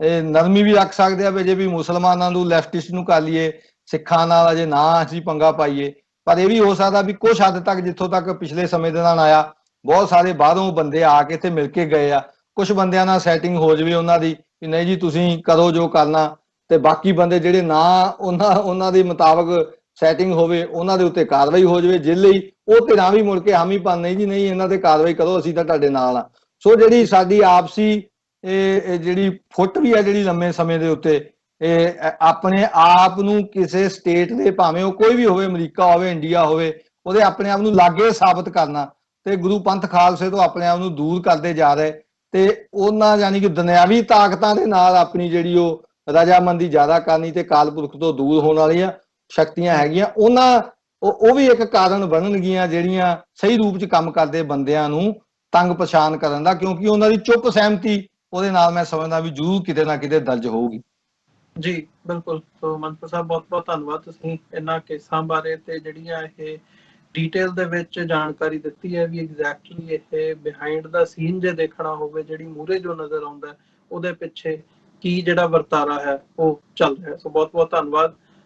ਇਜਾਜ਼ਤ ਚਾਹਾਂਗੇ ਜੀ ਅੱਜ ਦੇ ਸ਼ੋਅ ਦੇ ਵਿੱਚ। ਵਾਹਿਗੁਰੂ ਜੀ ਕਾ ਖਾਲਸਾ, ਵਾਹਿਗੁਰੂ ਜੀ ਕੀ ਫਤਿਹ। ਵਿਊਅਰਸ, ਉਮੀਦ ਕਰਦੇ ਹਾਂ ਅੱਜ ਦੀ ਜਿਹੜੀ ਸਾਡੀ ਵਿਚਾਰ ਚਰਚਾ ਸੀ ਵਕੀਲ ਸਰਦਾਰ ਜਸਪਾਲ ਸਿੰਘ ਮੰਝਪੁਰ ਹੋਰਾਂ ਦੇ ਨਾਲ, ਇਹ ਤੁਹਾਨੂੰ ਜ਼ਰੂਰ ਪਸੰਦ ਆਈ ਹੋਵੇਗੀ ਤੇ ਬਹੁਤ ਕੁਝ ਜਿਹੜਾ ਚੱਲ ਰਿਹਾ ਹੈ ਕਾਨੂੰਨੀ ਨੁਕਤਾ ਨਿਗਾਹ ਤੋਂ, ਕਿੱਦਾਂ ਜਿਹੜੇ ਕੇਸ ਹੈਗੇ ਆ ਉਹ ਪਾਏ ਜਾਂਦੇ ਆ ਤੇ ਕੀ ਉਹਨਾਂ ਦਾ ਵਰਤਾਰਾ ਹੁੰਦਾ, ਤੇ ਇਵੈਂਚੁਅਲੀ ਦੇਖਣ ਵਾਲੀ ਗੱਲ ਹੈ ਕਿ ਉਹਨਾਂ ਦਾ ਹਸ਼ਰ ਕੀ ਹੁੰਦਾ। ਈਵਨ ਕੋਰਟ ਦੇ ਵਿੱਚ ਜਾ ਕੇ ਕਿੰਨੇ ਕੁ ਕੇਸ ਨੇ ਜਿਹੜੇ ਉਹ ਸਹੀ ਸਾਬਤ ਹੁੰਦੇ ਆ, ਸਿੱਧ ਹੁੰਦੇ ਆ। ਸੋ ਇਹ ਇੱਕ ਵੱਡਾ ਸਵਾਲ ਹੈ ਜਿਹਦੇ ਤੇ ਸਾਨੂੰ, ਮੈਂ ਸਮਝਦਾ ਵੀ, ਨਜ਼ਰਸਾਨੀ ਕਰਨ ਦੀ ਜ਼ਰੂਰਤ ਹੈ। ਸੋ ਉਮੀਦ ਕਰਦੇ ਹਾਂ ਇਹ ਗੱਲਬਾਤ ਤੁਹਾਨੂੰ ਜ਼ਰੂਰ ਪਸੰਦ ਆਈ ਹੋਵੇਗੀ। ਸੋ ਅੱਜ ਦੇ ਸ਼ੋਅ ਦੇ ਵਿੱਚ ਇੱਥੇ ਹੀ ਇਜਾਜ਼ਤ ਚਾਹਾਂਗੇ। ਜਾਂਦੇ ਜਾਂਦੇ ਮੈਂ ਬੇਨਤੀ ਕਰਨਾ ਚਾਹੂੰਗਾ ਕਿ ਇਸ ਪਲੇਟਫਾਰਮ ਨੂੰ ਅੱਗੇ ਤੋਰਨ ਦੇ ਲਈ, ਚੱਲਦਾ ਰੱਖਣ ਦੇ ਲਈ ਸਾਨੂੰ ਤੁਹਾਡੀ ਸਹਾਇਤਾ ਦੀ ਲੋੜ ਹੈ। TV84 ਨੂੰ ਡੋਨੇਟ ਕਰਨ ਦੇ ਲਈ ਤੁਸੀਂ ਸਾਡੀ ਵੈਬਸਾਈਟ www.tv84.tv ਤੇ ਜਾ ਕੇ ਸਾਨੂੰ ਡੋਨੇਟ ਕਰ ਸਕਦੇ ਹੋ ਤੇ ਮੰਥਲੀ ਡੋਨੇਸ਼ਨ ਦੇ ਲਈ ਪਲੈਜ ਕਰ ਸਕਦੇ ਹੋ। ਚੈੱਕ ਰਾਹੀਂ ਵੀ ਡੋਨੇਸ਼ਨ ਤੁਸੀਂ TV84 ਦੇ